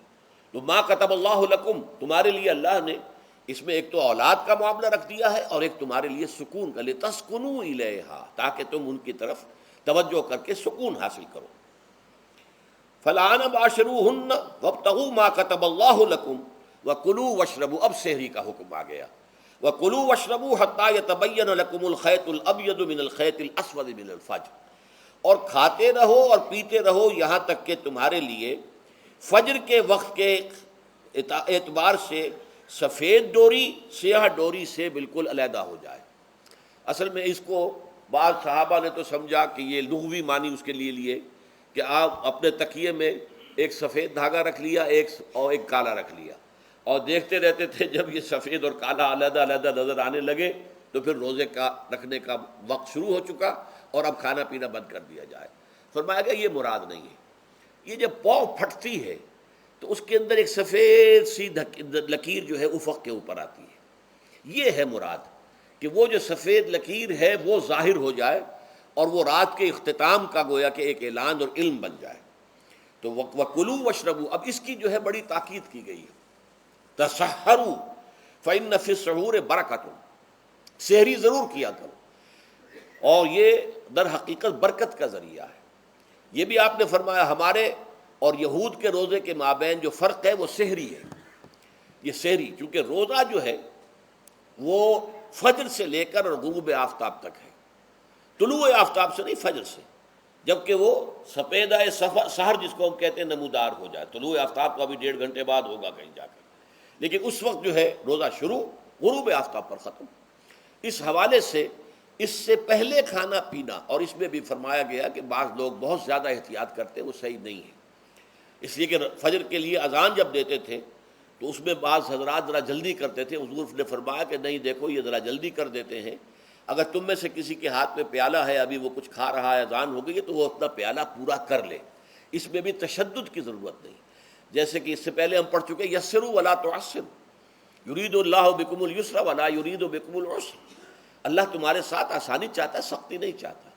تو اسی طرح فرمایا وَكُلُوا وَاشْرَبُوا حَتَّى يَتَبَيَّنَ لَكُمُ الْخَيْطُ الْأَبْيَضُ مِنَ الْخَيْطِ الْأَسْوَدِ مِنَ الْفَجْرِ ثُمَّ أَتِمُّوا الصِّيَامَ إِلَى اللَّيْلِ، پھر اب روزے کو پورا کرو رات تک۔ إِلَى اللَّيْلِ میں پھر بڑی بحثیں ہوئی ہیں، اس لفظ کی مناسبت سے اہل تشیع اس کے قائل ہیں کہ جبکہ خوب اندھیرا ہو جائے، لیکن اہل سنت کا اجماع ہے کہ غروب آفتاب اس سے مراد ہے، اس لیے کہ آغاز رات کا غروب آفتاب کے ساتھ ہے، اور اس میں بھی احادیث کے اندر آیا ہے کہ تعجیل کرنی چاہیے۔ بعض لوگ وہی جو میں نے عرض کیا کہ تقویٰ کے تحت جو ہے جیسے کہ سفر میں بھی روزے رکھتے ہیں، یا 104 بخار کے درجے میں بھی وہ روزہ قضا کرنے کو تیار نہیں ہوتے، ایسے ہی وہ تاخیر کرتے ہیں اپنے تقوی کے حساب سے، کہیں ایسا نہ ہو، کوئی غلطی نہ ہو جائے، کہیں یہ نہ ہو جائے، کہیں وہ نہ ہو جائے، تو پھر اس کے اندر وہ افطار میں، تو آپ نے فرمایا کہ قوم جو ہے اسی وقت صحیح رہے گی جبکہ وہ افطار میں عجلت سے کام لے، یعنی سحری کے اندر بہت زیادہ جلدی کرنے کی ضرورت نہیں، اگر اذان ہو رہی ہے اس کے دوران بھی اگر کچھ کھا پی رہے ہو تو کھا پی لو، مکمل کر لو۔ اسی طریقے سے افطار کے اندر جو ہے وہ تاخیر کرنے کی ضرورت نہیں، سورج کے غروب کے ساتھ افطار کر لو۔ وَلَا تُبَاشِرُوهُنَّ وَأَنْتُمْ عَاكِفُونَ فِي الْمَسَاجِدِ، ہاں اپنی بیویوں سے تم مباشرت نہ کرو، تعلق زن و شو قائم نہ کرو جبکہ تم مسجدوں کے اندر معتکف ہو۔ یہ اعتکاف کا ذکر ہو گیا، رمضان کے آخری عشرے میں یہ اعتکاف جو مسنون ہے کہ 21ویں شب سے شروع ہو جائے گا، یعنی 20واں روزہ ختم ہوا اس کے ساتھ یہ اعتکاف شروع ہو گیا، اور پھر اعتکاف مسنون جو ہے وہ جب تک کہ چاند نظر نہ آ جائے شوال کا، عید کا، تو اس وقت تک یہ اعتکاف جاری رہے گا۔ یہ ہے مسنون اعتکاف۔ اس کی کیا حکمت ہے وہ میں بعد میں عرض کروں گا۔ تو یہ حکمت جو ہے اس کے حوالے سے گفتگو بعد میں ہو جائے گی، لیکن یہاں یہ بتا دیا گیا کہ یہ جو رمضان کی 20 راتوں میں اجازت دی گئی ہے اپنی بیویوں کے ساتھ ہم بستری کی، وہ اس معتکف کے لیے نہیں ہے جو مسجد میں معتکف ہے۔ تو ہاں اس کی اہلیہ آ سکتی ہے وہاں ملاقات کے لیے، کسی مشورہ کوئی کرنا ہے بہت ضروری ہے، آ جائے، ملاقات ہو سکتی ہے، لیکن یہ کہ مباشرت نہیں ہو سکتی، وہ حرام ہے۔ فرمایا وَلَا تُبَاشِرُوهُنَّ وَأَنْتُمْ عَاكِفُونَ فِي الْمَسَاجِدِ تِلْكَ حُدُودُ اللَّهِ، یہ اللہ کی حدود ہیں، شریعت اسلامی کی یہ حدود ہیں، فَلَا تَقْرَبُوهَا، تو ان کے قریب تک مت جاؤ۔ قرآن مجید میں اس اعتبار سے دو انداز تعبیر ہے کہ اللہ کی حدود ہے فَلَا تَعْتَدُوهَا، یہ اللہ کی حدود ہے، ان سے تجاوز نہ کرو، اس حد کو پھلانگ نہ جاؤ، اس حد سے آگے نہ گزر جاؤ۔ یہاں ہے تقربوہا، اللہ تعالیٰ کی حدود کے قریب تک نہ جاؤ۔ اس کی وجہ ایک حدیث میں بیان کر دی گئی ہے کہ جیسے ہر بادشاہ کی ایک چراگاہ ہوتی ہے، وہ صرف شاہی جو بھی ہیں جانور ہیں ان کے، یا گھوڑے ہیں یا کوئی اور ہیں، ان کے چرنے کے لیے ہے، وہاں پہ کوئی رعایت کا کوئی آدمی اپنی بھیڑ بکریاں وغیرہ نہیں لے جا سکتا۔ وہ حما کہلاتا تھا کہ یہ شاہ کے لیے مخصوص ہے، لکل ملک حمن وحم اللہ محارمہ، اللہ بھی بادشاہ ہے کائنات کا، ارض و سما کا، اس نے بھی جن چیزوں کو حرام کر دیا ہے وہ حما ہے، اس میں داخل نہیں ہونا تمہیں۔ تو فرمایا کہ جو چرواہا اپنی بھیڑوں کو بالکل اس کی آخری حد تک لے جائے گا تو اندیشہ ہے کہ کوئی بھیڑ کوئی بکری چھلانگ لگائے اور اس چراگاہ میں داخل ہو جائے۔ اس لیے کیپ ایٹ اے ڈسٹینس، ایک فاصلے پر رہو۔ احتیاط کا تقاضا یہ ہے کہ اس آخری حد کے قریب نہ جاؤ، فلا تقربوہا، اس کے قریب نہ جاؤ۔ ان حدود کی تو سختی کے ساتھ پابندی کرنی ہے۔ ان کے لیے یہ ہے کہ ان کو نہ صرف یہ کہ ان سے تجاوز نہیں کرنا، بلکہ ان سے ذرا کچھ فاصلے ہی پر اپنے آپ کو رکھنا ہے۔ کذالک یبین اللہ آیاتہ للناس، اسی طریقے سے اللہ تعالیٰ واضح کرتا ہے اپنی آیات کو لوگوں کے لیے، وَلَعَلَّهُمْ يَتَّقُونَ، اور تاکہ وہ پھر تقویٰ کریں، بچیں۔ جب احکام معلوم ہو گئے اب بچنا آسان ہے، جب احکام معلوم نہیں تو اندیشہ ہے کہ کہیں کسی حرام کے اندر جو ہے وہ ملوث ہو جائے۔ جیسے کہ ایک حدیث میں آتا ہے کہ الحلال بین والحرام بین وبینہما مشتبہات، حلال کیا ہے یہ بھی واضح ہے، حرام کیا ہے یہ بھی واضح ہے، البتہ ان دونوں کے مابین کچھ چیزیں ہوتی ہیں متشابہات، پتہ نہیں حلال ہے کہ حرام ہے، تو تم بچو، ان چیزوں سے بھی بچو، اس لیے کہ اس کے اندر حرام ہونے کا اندیشہ ہے نا، لہذا ان سے بھی بچو۔ جو صریحاً حلال ہے اسی پر اکتفا کرو، جن کے بارے میں تعین نہیں ہو پا رہا ہے کہ وہ حلال ہیں، البتہ یہ بھی ثابت نہیں ہو رہا ہے کہ وہ حرام ہیں، تو ان سے یہ تقویٰ کا تقاضا ہے۔ اگرچہ قانونی اعتبار سے یہ کہا جائے گا کہ وہ مباح ہے، جس شے کی حرمت کا ثبوت ہمیں کتاب اللہ اور سنت رسول سے نہ ملے وہ مباح ہے، لیکن یہ ہے کہ تقویٰ کا تقاضا یہ ہے، قانون کا تقاضا یہ کہ مباح کو آپ اختیار کریں گے تو آپ پر گرفت نہیں ہوگی، اس لیے کہ اس کی حرمت ثابت نہیں ہے، لیکن تقویٰ کا تقاضا یہ ہے کہ آپ صرف اس شے پر اکتفا کریں کہ جس کے حلال ہونے کے لیے ثبوت اور دلیل موجود ہے۔ تو یہ ہے کہ تلک حدود اللہ فلا تقربوها کذالک یبین اللہ لکم للناس آیاتہ للناس لعلہم یتقون۔ یہ احکام ہے تکمیلی روزے کے، جس کے ضمن میں میں نے کچھ احادیث نبویہ کے حوالے سے بھی ان کی مزید وضاحت کر دی۔ اب آئیے تیسری بات، روزے کا اصل حاصل کیا ہے۔ اب پہلی آیت پر ہمیں توجہ دینی ہوگی، یا ایھا الذین آمنوا کتب علیکم الصیام، اہل ایمان تم پر روزہ فرض کیا گیا، لکھ دیا گیا، طے کر دیا گیا۔ اگرچہ جیسا کہ میں نے عرض کیا یہ ابتدائی حکم ہے اور اس میں وجوب علی التخییر وہ بعد میں آ چکا دوسری آیت میں، کما کتب علی الذین من قبلکم، جیسے کہ یہ فرض کیا گیا تھا ان پر جو تم سے پہلے تھے، یعنی یہود اور نصارہ، ان پر بھی یہ روزہ جو ہے یہ فرض تھا۔ البتہ احکام مختلف ہو گئے، جیسے جمعے کا دن اور جمعے کو چھوڑ کر یہودیوں نے سبت کا دن اختیار کیا، عیسائیوں نے جو ہے وہ سنڈے کو اختیار کر لیا، لیکن احکام میں فرق ہے۔ وہاں پورے سبت کے دن، ہفتے کے دن کاروبار دنیاوی مطلقاً حرام. لیکن ہمارے ہاں شریعت کے اندر آسانی پیدا کی گئی کہ صرف جمعے کی اذان سے لے کر نماز ادا ہو جانے تک وہ حرام ہے. لیکن باقی یہ ہے کہ اس سے پہلے بھی اگر کرو، اور بعد میں جب فَإِذَا قُضِيَتِ الصَّلَاةُ فَانتَشِرُوا فِي الْأَرْضِ وَابْتَغُوا مِن فَضْلِ اللَّهِ، جب نماز ادا ہو چکے تو جاؤ، منتشر ہو سکتے ہو زمین میں اور اللہ تعالیٰ کے فضل کو تلاش کر سکتے ہو. تو اسی طریقے سے اگرچہ حکم روزہ جو ہے وہ تو سابقہ امتوں میں بھی تھا، لیکن یہ اس کے احکام جو ہیں ان کے اندر تغیر و تبدل ہے. کتب علیکم الصیام کما کتب علی الذین من قبلکم لعلکم تتقون، تاکہ تمہارے اندر تقوی پیدا ہو جائے. اب یہ ہے حکمت صوم کی پہلی آیت. تقوی کسے کہتے ہیں؟ بچنا. کس چیز سے بچنا؟ اللہ نے جو چیزیں حرام کی ان سے بچنا، اللہ کے احکام کو توڑنے سے بچنا. دیکھیے یہ لفظ جو ہے اس کا مادہ ہے وا، قاف اور یا، وقا. وقا یقی کے معنی ہے کسی کو بچانا. ہم دعا مانگتے وقنا عذاب النار، اے اللہ ہمیں آگ کے عذاب سے بچا لے. لیکن اتقا بنتا ہے باب افتعال، واو تے میں شامل ہو گئی تو اتقا، اور اسی سے تقوی ہے. تقوی کے معنی کیا ہے؟ بچنا، خود بچنا. وقا یقی دوسرے کو بچانا. بچنا اللہ کے احکام کو توڑنے سے، اللہ کی حرام کردہ چیزوں میں ملوث ہونے سے، اللہ کے غضب سے، غصے سے، اللہ کی ناراضگی سے، اور آخرت میں اللہ کے عذاب سے. یہ بچنے کی روش ہے. پوری زندگی میں بھی اس کو جاری رکھو. یہ تقوی زندگی میں کیا ہوگا؟ اللہ کے احکام کو توڑنے سے بچنا، اللہ کی حرام کردہ چیزوں میں ملوث ہو جانا، ان کا استعمال کرنا، کھانے پینے سے متعلق ہوں یا وہ شہوت سے متعلق ہو یا کسی اور چیز سے متعلق ہو، اس سے بچنا. اور یہ بچنا جو ہے آخرت میں نتیجہ خیز ہوگا، جہنم سے بچاؤ ہو جائے گا، آگ کے عذاب سے نجات مل جائے گی. اچھا روزے کا اس سے تعلق کیا ہے یہ سمجھ لیجئے. دیکھیے ہمارے گناہوں کا سب سے بڑا سبب ہمارے نفسانی تقاضے ہیں. ہم ایک حیوان بھی ہیں اور حیوان سے برتر بھی کچھ ہے، وہ میں بعد میں عرض کروں گا. لیکن حیوان تو ہے. جیسے ہر حیوان کو کچھ خوراک کی ضرورت ہے، ہمیں بھی ضرورت ہے. ہر حیوان کو بقائے نسل کا معاملہ جنسی ہے، وہ ہمارا بھی ہے.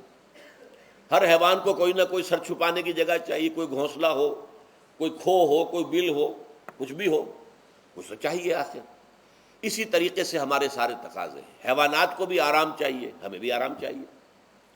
یہ حیوانی تقاضے جو ہیں، جن کو ہم کہیں گے اینیمل انسٹنکٹس، ہمارے وجود کے اندر ہیں یہ، اور ان کا تقاضا ہمارے اندر سے ابھرتا ہے. اسی کو اڈ اینڈ لیبیڈو کہا ہے فرائڈ نے. جدید نفسیات کا بابا آدم جو ہے وہ فرائڈ ہے. اس نے اسے اڈ اور لب سے تعبیر کیا ہے. اس سے اوپر سیلف کو لایا ہے، اور اس کے بعد جو ہے وہ سپر ایگو ہے. تو یہ 3 درجے اس نے متعین کیے ہیں، اور میں اس کی دقت نظر، ایکیوٹی آف آبزرویشن کا بہت قائل ہوں. اگرچہ نظریات کا جو نتیجہ اس نے نکالا ہے وہ غلط ہے، لیکن ایکویٹی آف آبزرویشن کا قائل ہوں کہ اس نے انسانی شخصیت کے 3 لیولز کو آئیڈینٹیفائی کیا ہے. یہی 3 لیولز ہمارے ہاں ہیں، نفس، قلب، روح. یہ 3 لیولز ہیں. اس نے کہا اڈ اینڈ لیبیڈو یہ لویسٹ ہے، پھر ایگو، سیلف، پھر سپر ایگو. 3 لیول وہ بھی مانتا، اگرچہ ان کی تعبیر اس نے غلط کی ہے، لیکن جہاں تک اڈ اور لیبیڈو کی تعبیر ہے وہ صحیح ہے. وہ حیوانی تقاضے ہیں. اچھا ان حیوانی تقاضوں کے بارے میں یہ بات بالکل واضح رہنی چاہیے کہ یہ اندھے بہرے ہیں. انہیں صرف اپنی گریٹیفیکیشن، اپنے تسکین سے جو ہے ساری بحث ہے. اس سے کوئی غرض نہیں کہ حلال ذریعے سے ہو، حرام ذریعے سے ہو. پیٹ کھانے کو مانگتا ہے بھوک کے اندر.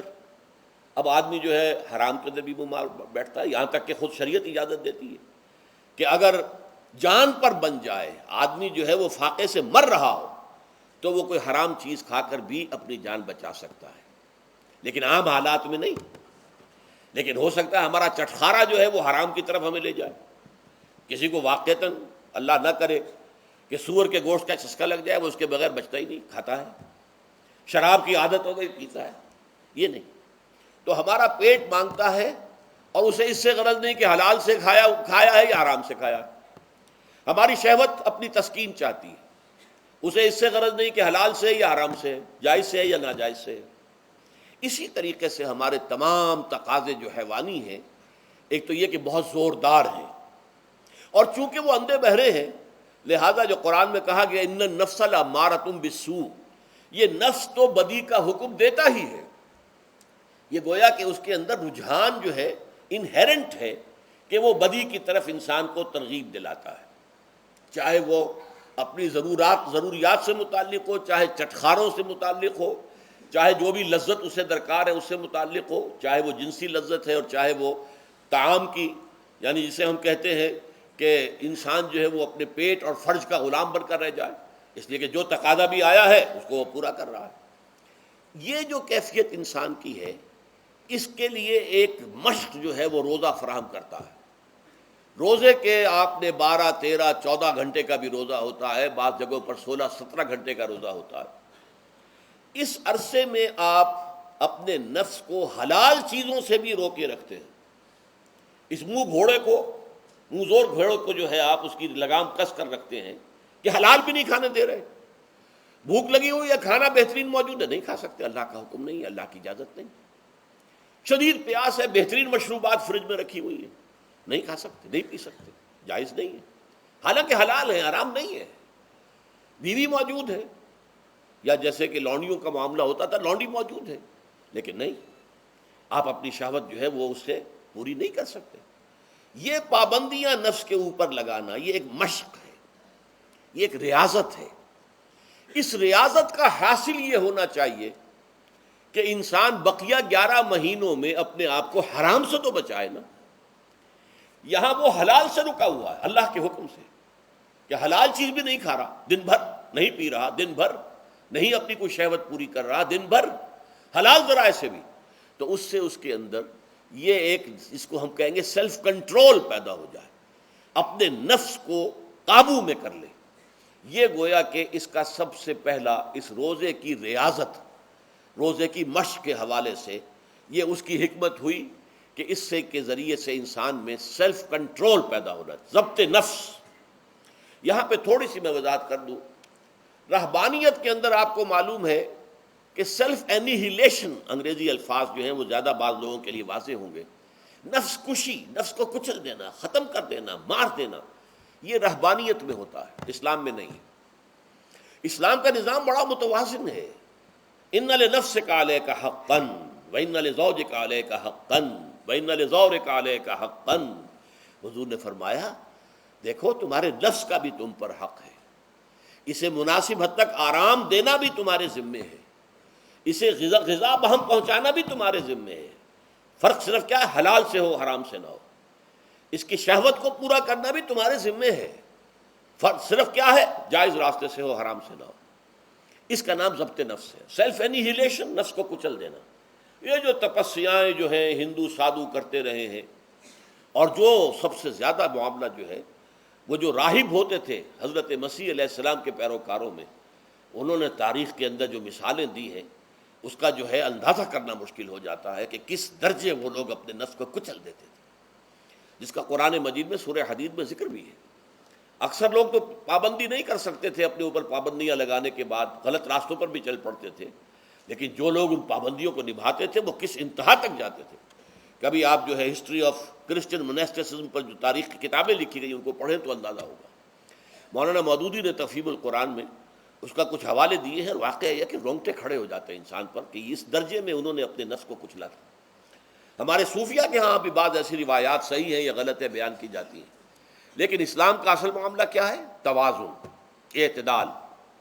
تمہارے نفس کا بھی تم پر حق ہے، ان لنفسک علیک حقا، تمہاری بیوی کا بھی تم پر حق ہے، وَإِنَّ لِزَوْجِكَ عَلَيْكَ حَقًّا، اور تمہارا جو بھی کوئی ملاقاتی آئے، کوئی دوست ہے، اس کا بھی زورک علیک حق، زیارت کرنے کے لیے کوئی آیا اس کا بھی حق ہے، ان کے حقوق ادا کرو۔ حضرت عبداللہ ابن عمرو بن العاص رضی اللہ تعالی عنہما صحابہ کرام میں اس اعتبار سے بہت ممیز تھے کہ ان پر عبادت جو ہے، عبادت گزاری کا اتنا غلبہ ہو گیا تھا، ہر روز روزہ رکھتے تھے اور رات کو پوری رات کھڑے رہتے تھے۔ حضور کو اطلاع دی گئی، حضور نے طلب کیا فوراً، آپ نے فرمایا یا عبداللہ الم نخبر، کیا ہمیں یہ خبر نہیں دی گئی انک تصوم الدہر وتقوم اللیل، کہ تو ہمیشہ رات کو کھڑا رہتا ہے نماز میں اور ہر روز روزہ رکھتا ہے۔ اب ظاہر بات ہے حضور کے حضور میں جھوٹ کیسے بولتے، ویسے بھی جھوٹ بولنے کا سوال نہیں صحابہ کے لیے، تو عرض کیا بلا یا رسول اللہ ایسی ہے تو صحیح ہے، فرمایا لا تفعل، ہرگز ایسا مت کرو، فإن لنفسك عليك حقا وإن لزوجك عليك حقا وإن لزورك عليك حقا، تمہارے نفس کا بھی تم پر حق ہے، روزہ رکھو بھی اور افطار بھی کرو۔ بہترین روزہ جو ہے وہ حضرت داؤد علیہ السلام کا تھا، ایک دن روزہ رکھتے تھے، ایک دن افطار کرتے تھے، لیکن یہ ہے کہ آپ ہفتے میں 2 دن روزے حضور کے ہیں، سوموار کو اور جمعرات کو، مہینے میں 3 روزے یہ ہیں، اس میں گویا کہ سنت پر عمل بھی ہو جائے گا، لیکن یہ کہ ہمیشہ روزہ رکھنا، بلکہ یہاں تک کہا گیا ما ساما من سامت دہر، جو ہمیشہ روزہ رکھتا ہے اس نے کوئی روزہ رکھا ہی نہیں۔ کیا مطلب؟ یہ تو اس نے اپنی ہیبٹس بدل لی ہیں، ہیبٹس ہو گئی ہیں یہ کہ سارا دن بھر نہیں کھانا، صبح کھانا شام کو کھانا، بس یہ تو اس نے اپنی ہیبٹ بدل لی ہے، روزہ ہیبٹ بن گیا اس کا۔ ما ساما من سامت دہر، جس نے ہمیشہ روزہ رکھا اس نے کوئی روزہ رکھا ہی نہیں، اس لیے کہ روزہ تو در حقیقت اس شخص پر شاخ گزرتا ہے جس کو عادت ہے دن میں کھانا کھانے کی، اس کو دن کے اندر 3 کھانے کھانے کی عادت ہے، تبھی تو وہ شاخ گزرے گا۔ اگر وہ عادت ہی آپ نے بدل لی ہے تو ظاہر بات ہے کہ پھر روزے کی جو برکت ہے وہ تو ظاہر نہیں ہوگی۔ تو بہرحال اس اعتبار سے غور کیجئے کہ یہ پہلا حکم جو ہے روزے کا، لعلکم تتقون، تاکہ تمہارے اندر تقوی پیدا ہو جائے، اپنے نفس پر کنٹرول پیدا ہو جائے۔ اس کو یوں سمجھیے کہ یہ ایک بڑا منہ زور گھوڑا ہے، ہمارا جو نفس ہے، ہمارا جو جسم ہے، حیوانی نظام، اس پر ہماری خودی یا ہماری انا یا ہماری ایگو یا ہمارا سیلف، یہ اس پر حکمران ہے، اس کا گھوڑے کا سوار ہے۔ اب اگر گھوڑا منہ زور ہے اور سوار کے قابو میں نہیں ہے تو کیا نتیجہ نکلے گا؟ اب وہ گھوڑے کے اختیار میں ہے، سوار صاحب کی جان جو ہے وہ جا کر پٹخ دے کہیں، کسی کھائی میں گرائے، کسی اور جگہ گرائے، وہ تو گویا کہ اس کے رحم و کرم پر ہے۔ ہاں اگر سوار تکڑا ہے اور سوار نے جو ہے گھوڑے کو قابو میں کیا ہوا ہے، اس کی رانوں میں بھی جان ہے، دبایا ہوا ہے گھوڑے کو اپنی رانوں کے درمیان، تو ظاہر بات ہے کہ اب یہ گھوڑا جو ہے بہت بڑی ایسٹ ہے اس کے لیے۔ اب گھوڑا ادھر جائے گا جدھر سوار لے جانا چاہے گا، سوار اپنے مقصد، اپنی منزل تک پہنچے گا گھوڑے کے ذریعے سے، اور اگر برعکس ہے جیسا کہ میں عرض کر چکا ہوں تو وہ سوار جو ہے وہ گھوڑے کے رحم و کرم پر ہے۔ یہی معاملہ ہے، ہماری خودی یا ہماری انا یا ہمارا ایگو، یہ در حقیقت یہ راکب ہے، اور ہمارا وجود حیوانی یہ مرکب ہے، یہ گھوڑا ہے۔ اگر ہم قابو یافتہ ہوں اپنے اس گھوڑے کے اوپر تو یہی جسم ہمارے لیے ایک بہت بڑا ایسٹ ہے۔ ہاتھوں سے نیکی کمائیں گے، پاؤں سے نیکی کمائیں گے، آنکھوں سے نیکی کمائیں گے، کانوں سے نیکی کمائیں گے، یہ ساری نیکیاں کمانے کا ذریعہ بن جائے گا۔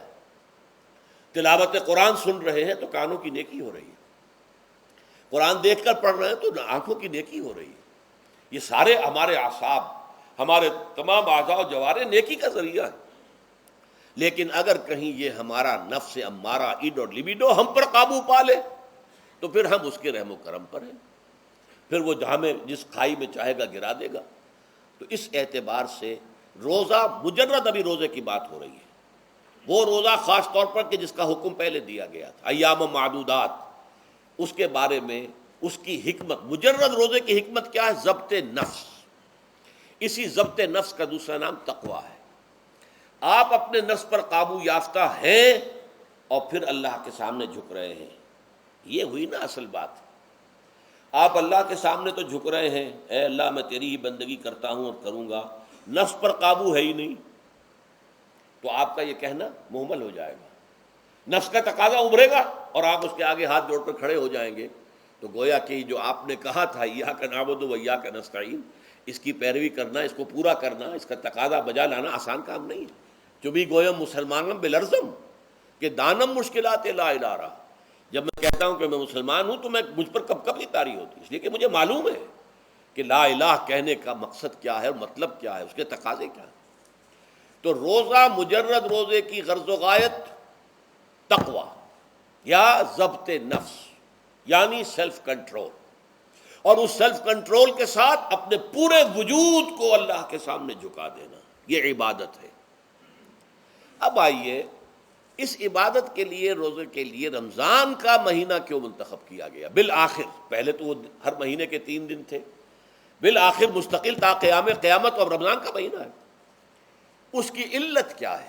ظاہر بات ہے کہ سارے 12 مہینے اللہ ہی کے ہیں، ہفتے کے سارے دن اللہ ہی کے ہیں، دنوں میں سید الایام جمعے کا دن ہے، مہینوں میں سید الاشہر، یہ جتنے مہینے ہیں ان میں سردار جو ہے مہینوں کا وہ رمضان مبارک ہے۔ کیوں ہے؟ اب آپ پڑھیے تیسری آیت، شہر رمضان الذی انزل فیہ القرآن، رمضان کا مہینہ وہ ہے جس میں قرآن نازل کیا گیا۔ اور اس کی مزید کیا ہے تشریح کہ رمضان ہی میں وہ لیلۃ القدر ہے جس میں قرآن نازل کیا گیا۔ اب یہاں 2 چیزیں علیحدہ علیحدہ سمجھ لیجئے۔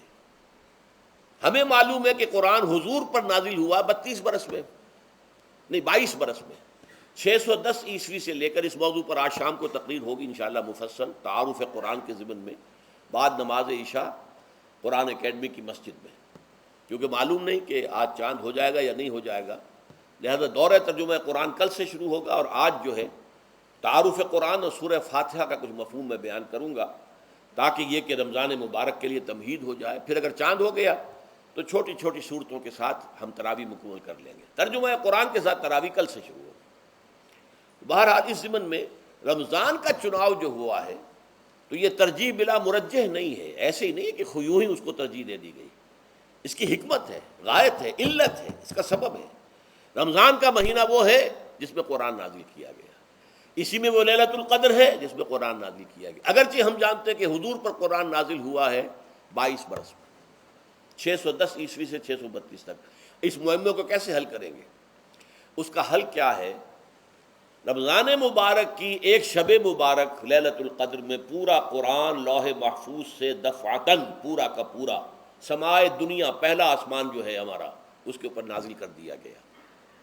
اس کے لیے لفظ ہے انزلہ، انزلہ ینزل انزالن کے معنی ہے دفعتاً کسی چیز کو اتار دینا، اور نزلہ ینزل تنزیلا کے معنی ہے رفتہ رفتہ درجہ درجہ درجہ درجہ درجہ اتارنا۔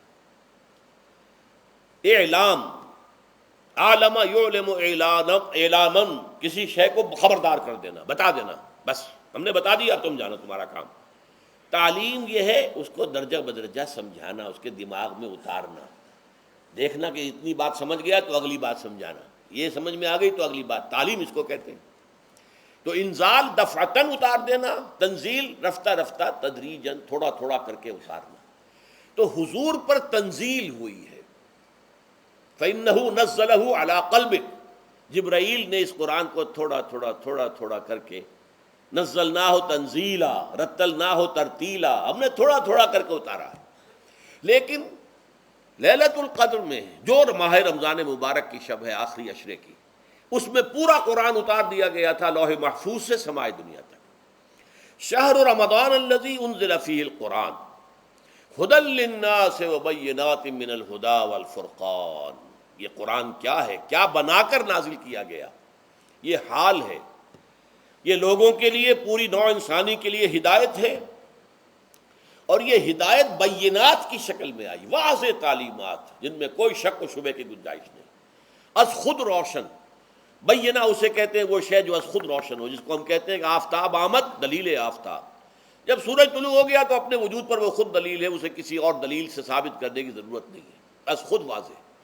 تو بینات من الہدی، جو قرآن کی بنیادی ہدایت ہے وہ بینات پر مشتمل ہے، واضح چیز ہے، جو انسان کے لیے، اس کی فطرت کے لیے جانی پہچانی چیزیں ہیں، یہ کوئی باہر کی چیز نہیں آ رہی ہے، اس کے قلب کی گہرائیوں کے اندر یہ سب کچھ موجود ہے، اور اس کی گواہی اس کے قلب کی گہرائیوں سے نکلتی ہے کہ ہاں دیکھنا تقریر کی لذت کے جو اس نے کہا، میں نے یہ جانا کہ گویا یہی میرے دل میں ہے، اس نے تو میرے اپنی فطرت کی ترجمانی کی ہے۔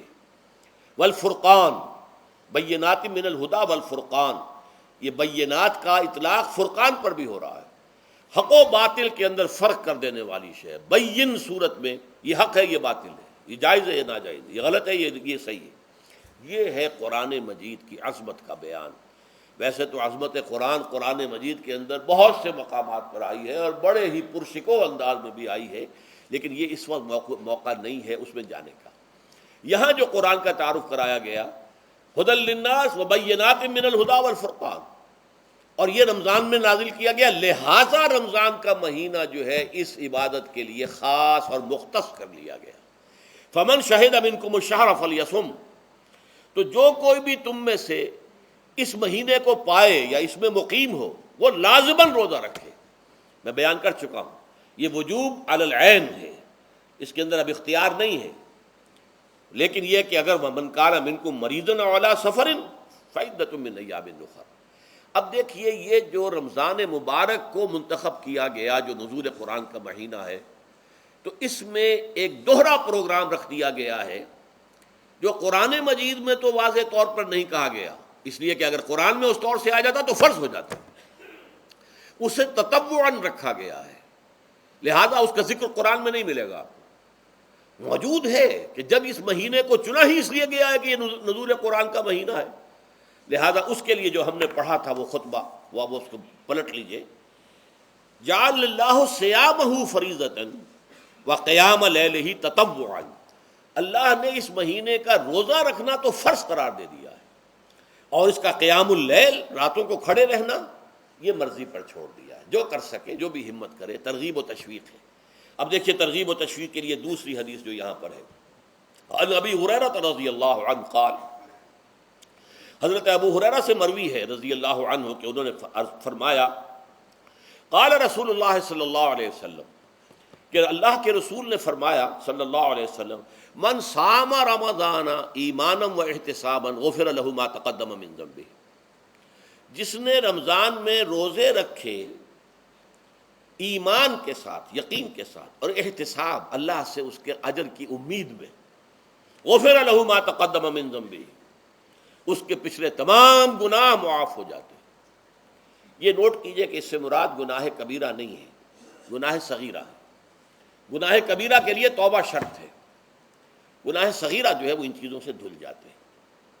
لیکن اب دیکھیے ومن قام رمضان ایمانا و احتسابا، اور جو کوئی کھڑا رہا رمضان میں، یعنی قیام اللیل، ایمان اور احتساب کے ساتھ، غفر له ما تقدم من ذنبه۔ اب تیسری بات، ومن قام لیلۃ القدر ایمانا و احتسابا، اور جو کھڑا رہا قیام اللیل جس نے کیا ہے لیلۃ القدر میں ایمان اور احتساب کے ساتھ، غفر له ما تقدم من ذنبه، متفق علیہ۔ یہ حدیث بخاری اور مسلم دونوں کی ہے۔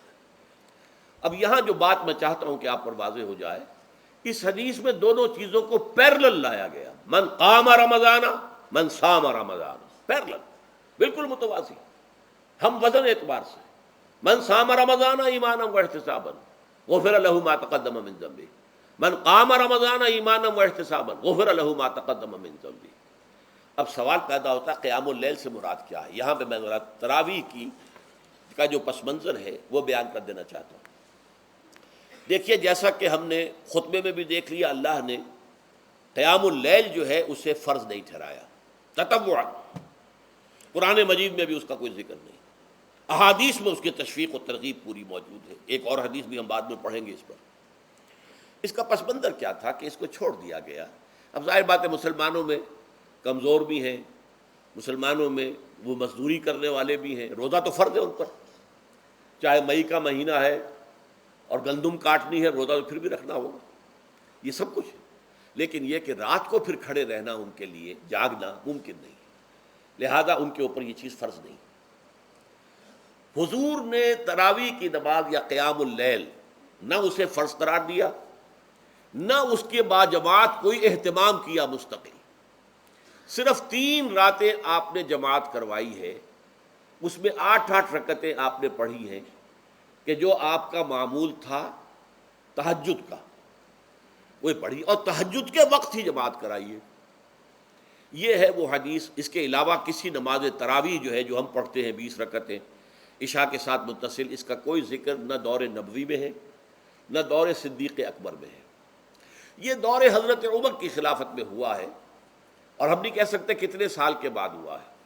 حضرت عمر رضی اللہ تعالیٰ عنہ کی خلافت کا دور جو ہے وہ تو 10 برس ہے، ہو سکتا ہے 5 برس کے بعد ہوا ہو، 6 برس کے بعد ہوا ہو، 12 ہوا ہے ان کے عہد میں۔ حضرت عمر ایک مرتبہ مسجد میں داخل ہوئے، مسجد نبوی میں، تو دیکھا کہ کچھ لوگ 8 10 12 جو ہیں وہ ایک جو ہے حافظ کے پیچھے کھڑے ہوئے اور قرآن سن رہے ہیں، کچھ دوسرے کونے میں کھڑے ہیں، کچھ کہیں اور کھڑے ہیں، مختلف جماعتیں ہو رہی ہیں۔ تو انہوں نے سوچا کہ کیوں نہ ان سب کو ایک امام کے پیچھے جمع کر دیا جائے، اور اس کے لیے لوگوں کی سہولت کے لیے عشاء کے ساتھ متصل رکھ دیا جائے، اس لیے کہ تہجد کے وقت اٹھنا جو ہے وہ تو ہر کس و ناقص کا کام نہیں ہے، کہ عشاء کے بعد اگر تھوڑا سا اضافی وقت ہو صرف تو یہ ہر شخص کر لے گا، مزدور بھی کر لے گا۔ لہذا آپ نے یہ نظام تجویز فرمایا کہ عشاء کے متصلاً بعد 20 رکعت نماز پڑھی جائے اور ایک امام کے پیچھے پڑھی جائے۔ یہ گویا کہ اجتہاد ہے حضرت عمر رضی اللہ تعالی عنہ، اس کو آپ نے خود بدعت بھی قرار دیا ہے، لیکن بدعت حسنہ۔ بدعت کس اعتبار سے؟ لغوی اعتبار سے، نئی بات، اس لیے کہ حضور کے زمانے میں نہیں تھی، تو یہ اس طریقے سے ایک نئی بات ہے۔ لیکن یہ بات چونکہ بہت اچھی ہے، بہت عمدہ ہے، آپ جب یہ نظام چل پڑا تو ایک دن مسجد میں آئے، دیکھا کہ بڑی بھری مسجد ہے، صحابہ کھڑے ہیں اور ایک امام کے پیچھے قرآن سن رہے ہیں۔ آپ نے فرمایا نعم البدعۃ ھذہ، یہ جو ہم نے نئی بات شروع کی ہے یہ بہت اچھی ہے، بہت عمدہ ہے۔ اب یہاں سے فرق واقع ہو گیا ہے۔ ایک تو اہل تشیع جو ہے وہ تو ویسے ہی حضرت عمر سے بہت دشمنی رکھتے ہیں، عناد رکھتے ہیں، تو حضرت عمر کے اجتہادات سے انہیں نفرت ہے، انہیں دوری ہے، چاہے وہ کوئی سا بھی حضرت عمر کا اجتہاد ہو۔ ہمارے ہاں اہل حدیث حضرات بھی در حقیقت حضرت عمر یا کسی اور خلیفہ راشد کے فعل کو وہ سمجھتے ہیں کہ یہ ایگزیکٹو آرڈرز ہیں، یہ ہمیشہ کے لیے نہیں ہے۔ حضرت عمر نے اپنے دور میں ایک نظام قائم کیا، ان کے دور کے لیے ٹھیک تھا، یہ ہمیشہ کے لیے نہیں۔ ہمیشہ کے لیے وہ 8 ہی رکعتوں کے قائل ہیں، وہ تہجد والے، لیکن اس میں بہرحال انہوں نے بھی خود یہ اضافہ کیا ہے کہ وہ 8 رکعتیں وہ عشاء کے ساتھ متصل پڑھتے ہیں، تہجد کے وقت تو نہیں پڑھتے۔ اور حضور نے تو صرف 3 روز جو ہے وہ کرائی تھی جماعت، وہ لوگ 30 دن یا 29 دن پڑھ رہے ہیں، تو اضافہ تو انہوں نے بھی کر دیا، اس نظام میں تبدیلی تو ہو گئی۔ لیکن اہل سنت جو کہلاتے ہیں، ہمارے جو 4 جو ہیں، جو ہمارے مسلک ہیں، حنفی، مالکی، شافعی، حنبلی، ان کا اتفاق ہے اس پر حضرت عمر کا، کیونکہ ان کے سامنے اصول یہ ہے کہ حضور نے فرمایا علیکم بسنتی وسنت الخلفاء الراشدین المہدیین، تم پر لازم ہے کہ میری سنت کو پکڑو مضبوطی کے ساتھ، اور میرے خلفاء راشدین مہدیین جو ہیں ان کی سنت کو پکڑو۔ اس اصول سے یہ چاروں فقہیں جو ہیں حضرت عمر کے اجتہادات جو ہیں ان کو بھی پابندی سمجھتے ہیں کہ تمام عمر کے لیے، قیامت تک کے لیے امت مسلمہ پر ان کی پیروی لازم ہے۔ لہذا اس میں اجماع ہے، اور یہاں تک کہ یہ سب سے آخری جو اس میں مسلک پیدا ہوا ہے زمانی اعتبار سے، سب سے پہلے مسلک جو ہے حنفی پیدا ہوا ہے، پھر مالکی پیدا ہوا ہے، پھر شافعی پیدا ہوا ہے، اور پھر حنبلی آخری ہے۔ اور امام احمد ابن حنبل بہت بڑے محدث بھی ہیں، مسند احمد ابن حنبل جو ہے وہ بہت بڑی کتاب ہے، بہت اہم کتاب ہے، جامع کتاب ہے، تو ان کے ہاں بھی 20 رکعتیں ہیں۔ چنانچہ حرمین شریفین میں، سعودی عرب میں، مکے اور مدینہ منورہ میں جو نماز تراویح ہوتی ہے اس کی 20 رکعتیں ہیں، لیکن اہل حدیث حضرات جو ہیں وہ اس 8 کے اوپر اکتفا کرتے ہیں۔ بہرحال یہ ایک اختلاف ہے جو میں نے اس کا پس منظر بیان کر دیا، لیکن اس 20 رکعت نماز سے ادا کرنے سے، جو کہ زیادہ سے زیادہ 50 منٹ یا 1 گھنٹہ لگتا ہے، اس سے وہ قیام اللیل کا حق ادا نہیں ہوتا۔ قیام اللیل کا تو کچھ اور ہی تقاضا ہے۔ قیام کسے کہتے ہیں؟ یہ سورہ مزمل سے واضح ہوتا ہے، یا ایھا المزمل قم اللیل الا قلیلا نصفہ او انقص منہ قلیلا او زد علیہ ورتل القرآن ترتیلا۔ آدھی رات یا آدھی رات سے کچھ کم، یعنی تہائی رات، یا آدھی رات سے کچھ زائد، 2 تہائی رات، یہ ہے قیام اللیل۔ چنانچہ سورہ مزمل ہی کی آخری آیت جو دوسرا رکوع مشتمل ہے جس پر، اس میں صاف کہہ دیا گیا ان ربک یعلم انک تقوم ادنی من ثلثی اللیل ونصفہ وثلثہ وطائفۃ من الذین معک۔ اے اللہ کے نبی، اللہ خوب واقف ہے کہ آپ بھی اور آپ کے ساتھ ایک جماعت بھی رات کو کھڑی رہتی ہے، 2 تہائی رات یا آدھی رات یا 1 تہائی رات۔ تو یہ سارا معاملہ جو ہے قیام اللیل کا، گویا کہ کم سے کم 1 تہائی رات پر اس کا اطلاق ہو سکے گا، یہ نہیں کہ 1 گھنٹے۔ اب اس کے ضمن میں دیکھیے حدیث پڑھیے، تیسری حدیث ہے ان عبداللہ ابن عمرو ابن العاص رضی اللہ تعالی عنہ۔ یہ وہی عبداللہ ابن عمرو ہے جن کی میں نے آپ کو حدیث پہلے سنائی ہے۔ یہ ساری رات کھڑے رہتے تھے پوری رات اور ہر روز روزہ رکھتے تھے، جس پر حضور نے منع کیا، لا تفعل، مت کرو ایسا۔ رضی اللہ عنہما، یہ خود بھی صحابی ہیں اور ان کے والد عمرو بن العاص بھی صحابی ہیں۔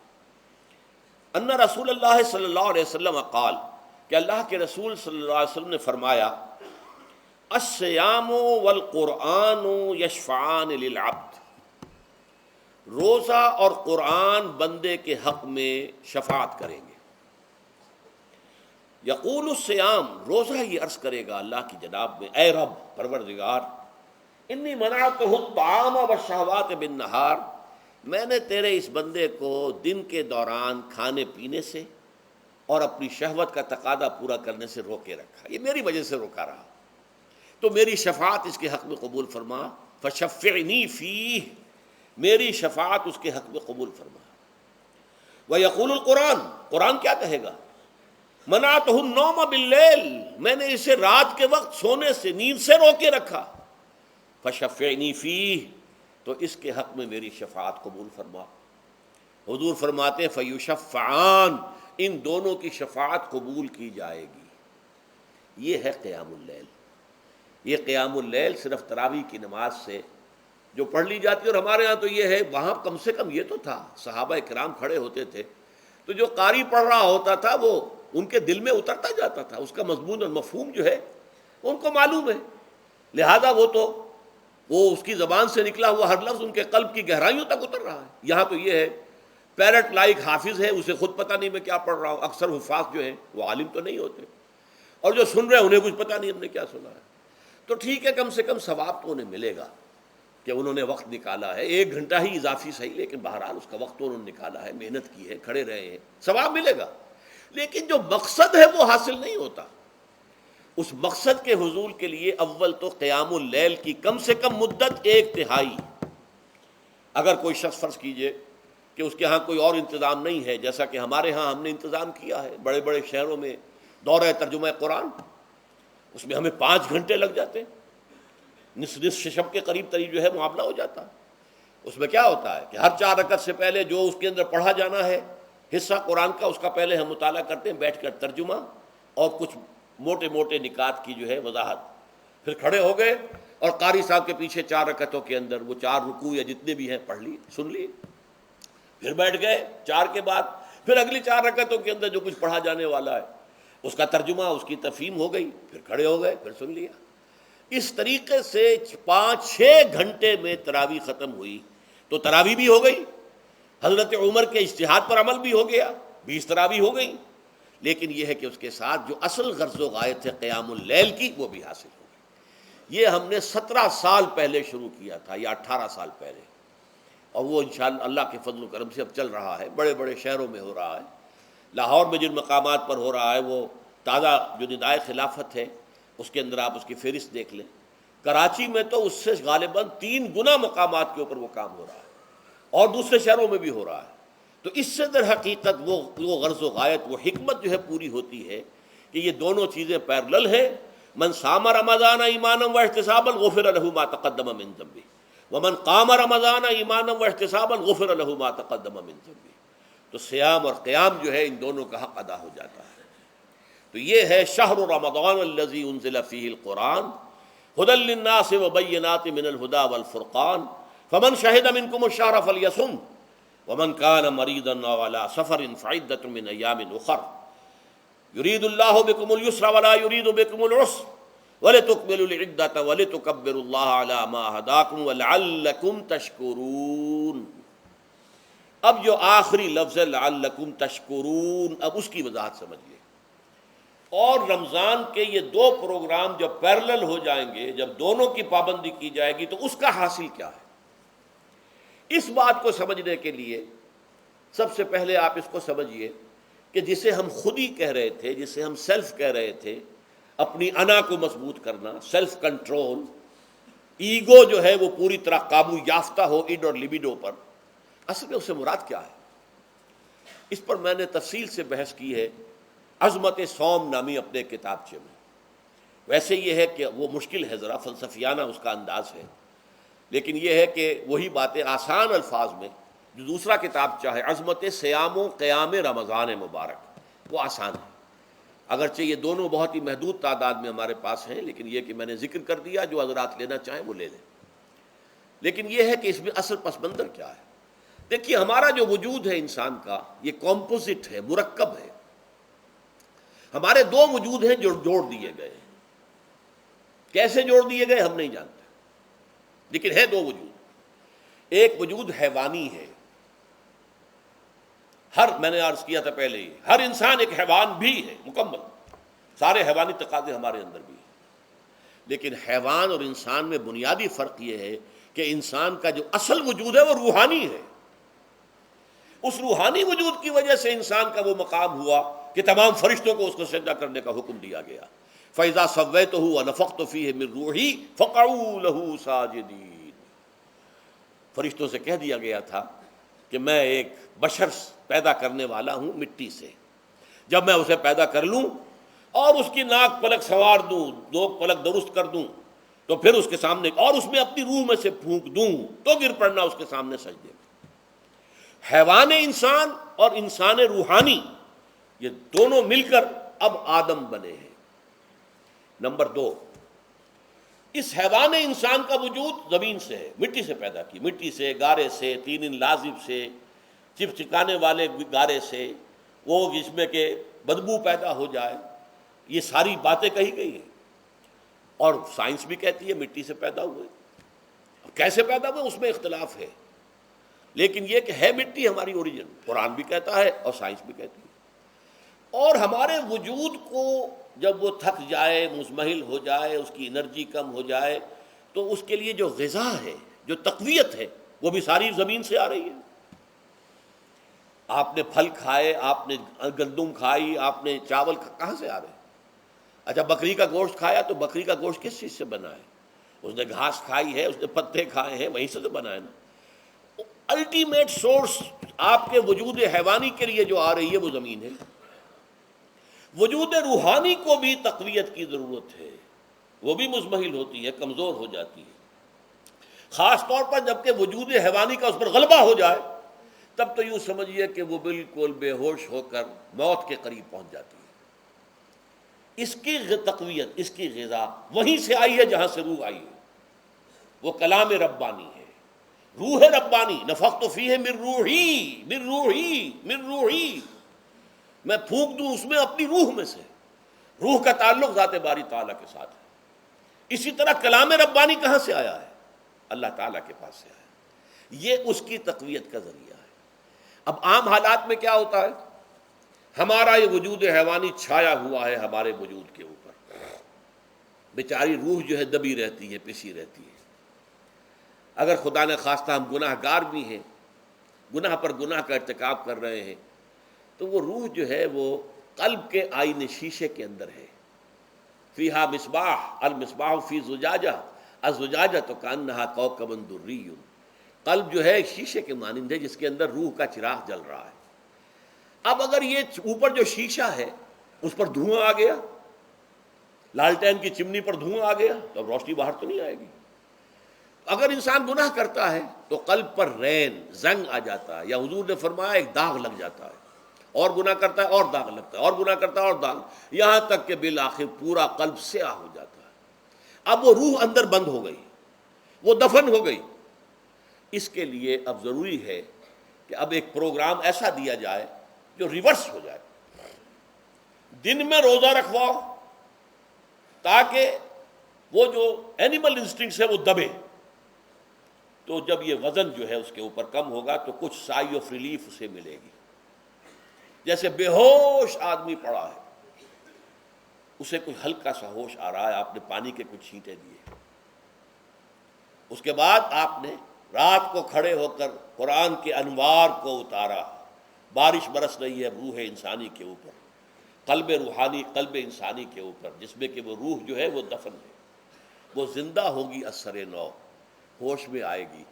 اور ہوش میں آئے گی تو دو کام ہوں گے، ایک تو اسے قرآن کی عظمت کا احساس ہوگا، یہ قرآن میری حیات تازہ کا ذریعہ بنا ہے، میں دب گئی تھی، میں پس گئی تھی، میں بے ہوش تھی، میں نیم مردہ تھی، اس قرآن کی بارش نے، یہ ترشح جو ہوا ہے مجھ پر، اس نے مجھے حیات تازہ عطا فرمائی۔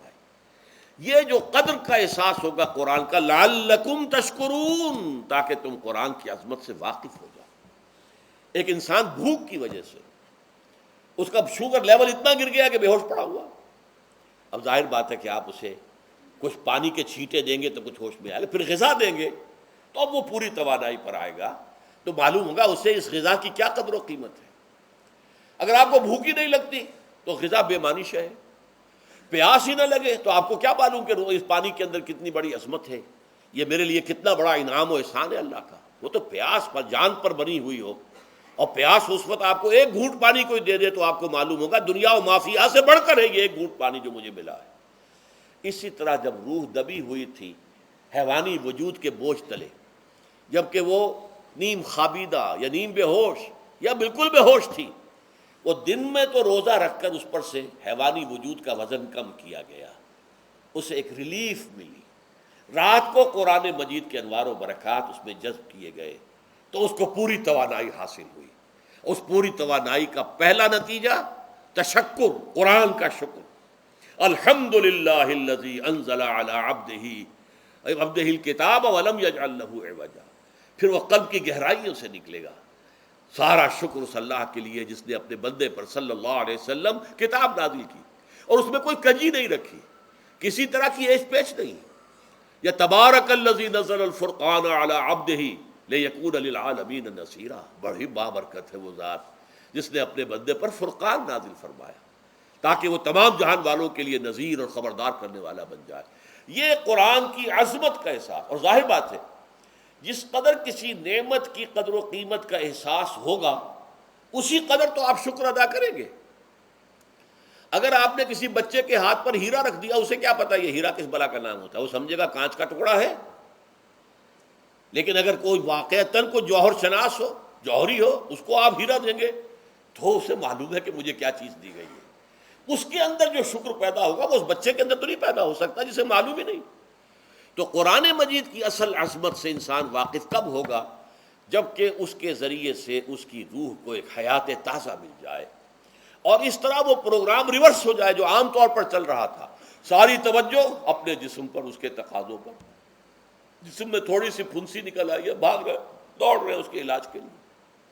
کوئی اور مرض لاحق ہو گیا ہے، بھاگ رہے ہیں دوڑ رہے ہیں اس کے علاج کے لیے، بڑی بڑی فیسیں بھی دے رہے ہیں۔ ساری جسم کی پرواہ ہے نا، روزانہ نہا رہے ہیں اور اچھے سے اچھا صابن لا کر نہا رہے ہیں، وہ جسم کی پرواہ ہے نا، اس کی دیکھ بھال ہے، روح کی طرف توجہ ہی نہیں۔ یہ ہے وہ بات جو کہی گئی ہے سورہ حشر میں، اور جسے علامہ اقبال نے پھر اپنے فلسفہ خودی کی اساس اور سورس قرار دیا ہے۔ وَلَا تَكُونُوا كَالَّذِينَ نَسُوا اللَّهَ فَأَنسَاهُمْ أَنفُسَهُمْ أُولَٰئِكَ هُمُ الْفَاسِقُونَ۔ دیکھو اے مسلمانوں، ان لوگوں کے مانند نہ ہو جانا جنہوں نے اللہ کو بھلا دیا تو اللہ نے انہیں اپنے آپ سے غافل کر دیا، اور یہی لوگ فاسق و فاجر ہیں۔ یہ سوال پیدا ہوتا ہے کہ انسان اپنے آپ سے کہاں غافل ہوتا ہے؟ کیا اپنے وجود حیوانی سے غافل ہوتا ہے؟ کیا بھوک لگتی ہے تو وہ ادھر ادھر منہ نہیں مارتا، غذا کو حاصل کرنے کے لیے کوشش نہیں کرتا؟ پیاس لگتی ہے تو کیا پانی یا کوئی اور مشروب تلاش نہیں کرتا؟ کوئی بیماری لاحق ہوتی ہے تو کیا اس کے علاج کی طرف توجہ نہیں کرتا؟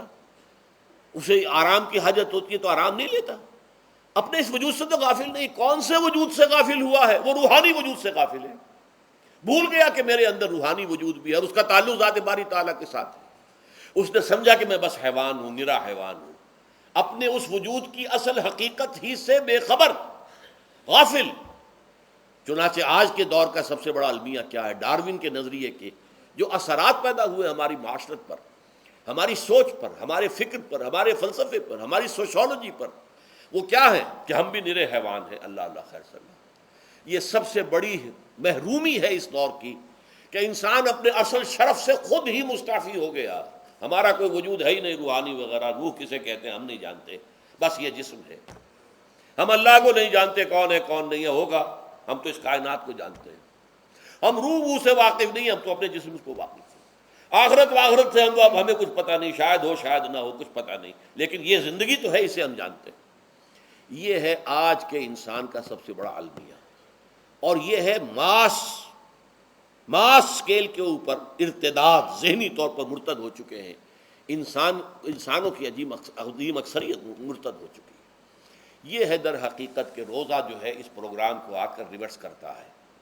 دن میں کھانے پینے، جنسی تقاضے پر پابندی، وہ وجود حیوانی کا وزن کچھ کم ہوا، روح جو دبی ہوئی تھی یا سسک رہی تھی یا بے ہوش تھی یا نیند مردہ تھی، اسے کچھ ریلیف ملا۔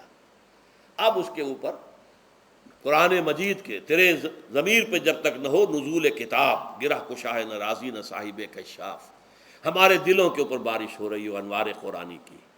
وہ ظاہر بات ہے کہ بغیر سمجھے تو نہیں ہوگی بارش، وہ تو آپ کچھ سمجھ رہے ہوں گے تو بارش ہوگی، ورنہ تو یہ ہے کہ ٹھیک ہے میں پہلے بھی عرض کر چکا ہوں، آپ کو ثواب تو ملے گا، لیکن یہ ہے کہ وہ اصل مقصد قرآن کی عظمت کا قلب کی گہرائیوں سے اعتراف جو ہے، اور اس پر اللہ کا شکر تو ادا ہوگا، لعلکم تشکرون، جبکہ قرآن مجید جو ہے آپ کے قلب کے اوپر نازل ہے، اس کا مفہوم نازل ہے۔ اچھا، اس کا دوسرا نتیجہ کیا نکلتا ہے؟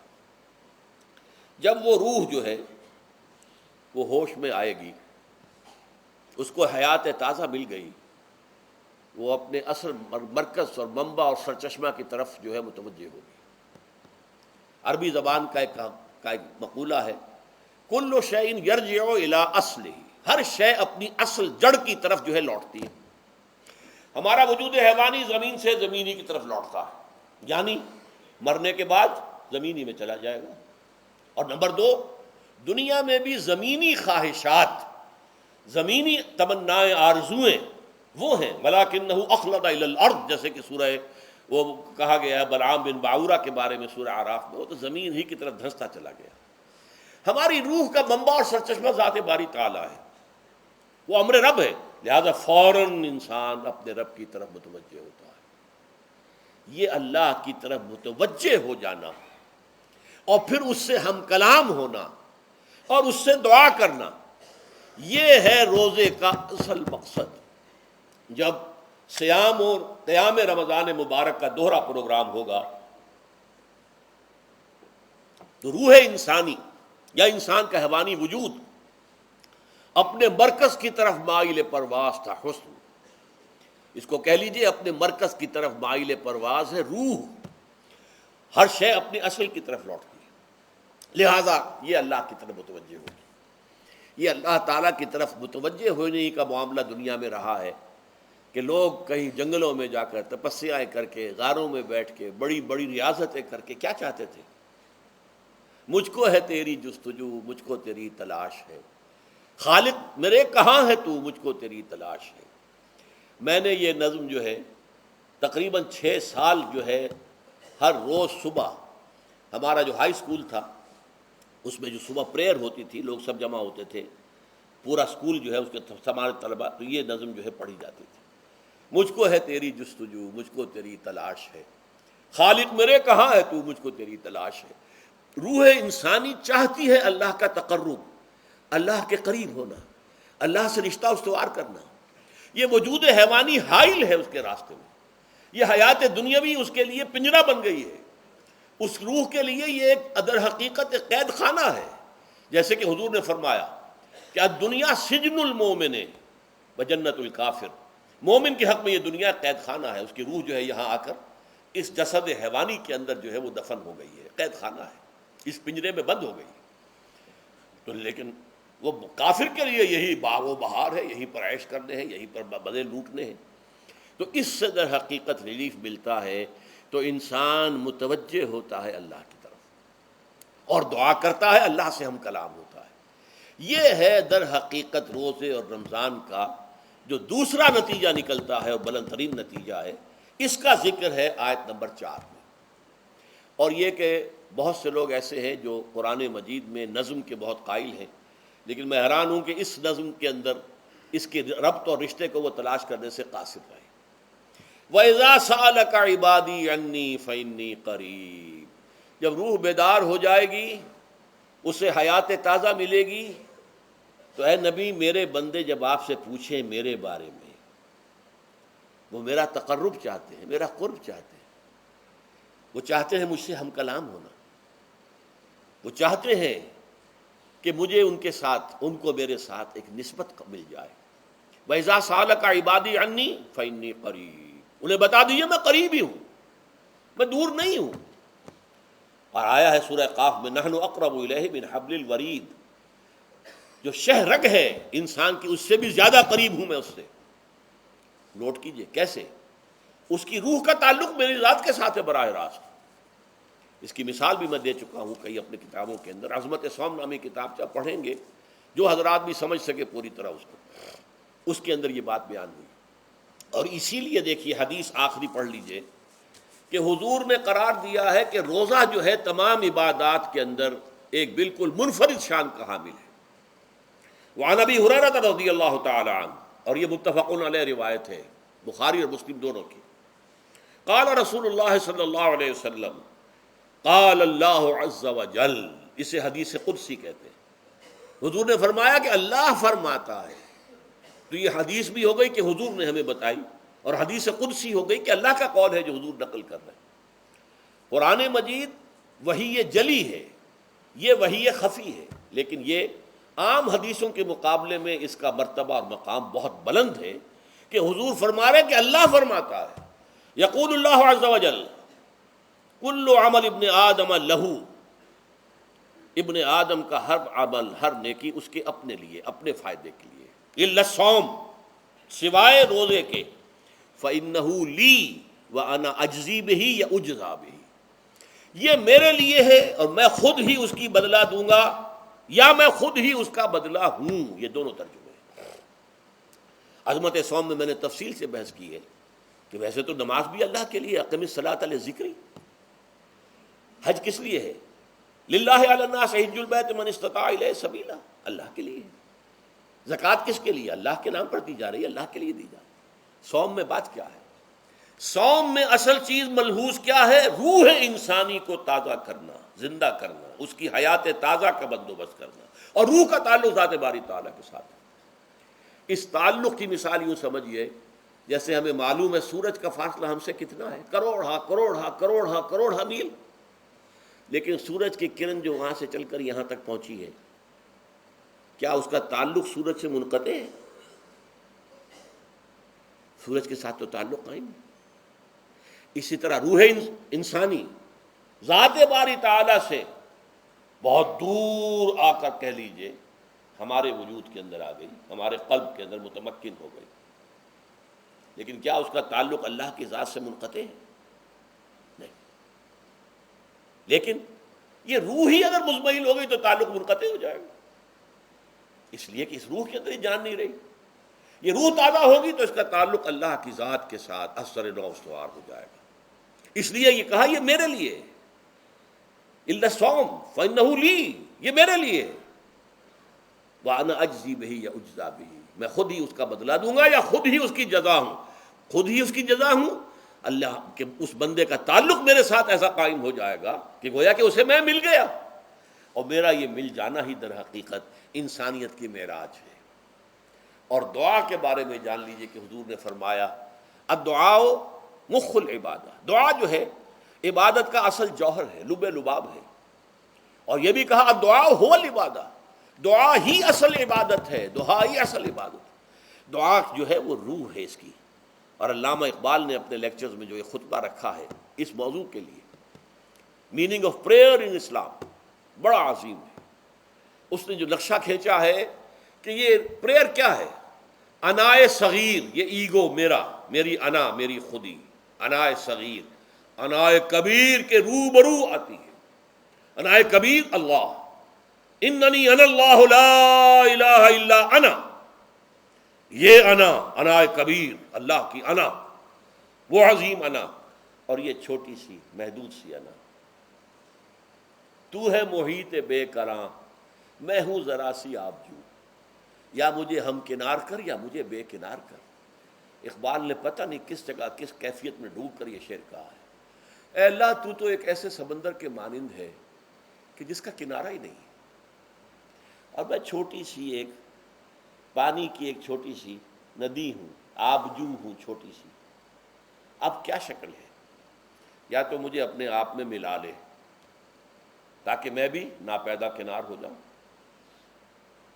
دریائے سندھ کا پانی جب سمندر میں گر جاتا تو سمندر ہی بن جاتا. اور یا پھر مجھے بھی بے کنار کر دے، میری وجود کو بھی اتنی وسعت دے دے کہ کوئی کنارہ نہ رہے. اب یہ کیا اس نے سمجھا، کیا کہا؟ لیکن میں نے وہی انائے کبیر انائے صغیر. ایک ہے نماز ہم پڑھ لیتے ہیں، آپ نے سارا پڑھ لیا، سارا تعدیل ارکان بھی کر لی، لیکن اگر آپ کا اللہ کے ساتھ ڈائریکٹ کمیونین اور ڈائریکٹ کمیونیکیشن قائم نہیں ہوا تو نماز، جس کو کہ کہا گیا کہ الصلاۃ معراج المومنین، جو قرب حضور کو حاصل ہوا معراج میں، وہ ایک بندہ مومن دنیا میں رہتے ہوئے حاصل کر سکتا ہے نماز میں.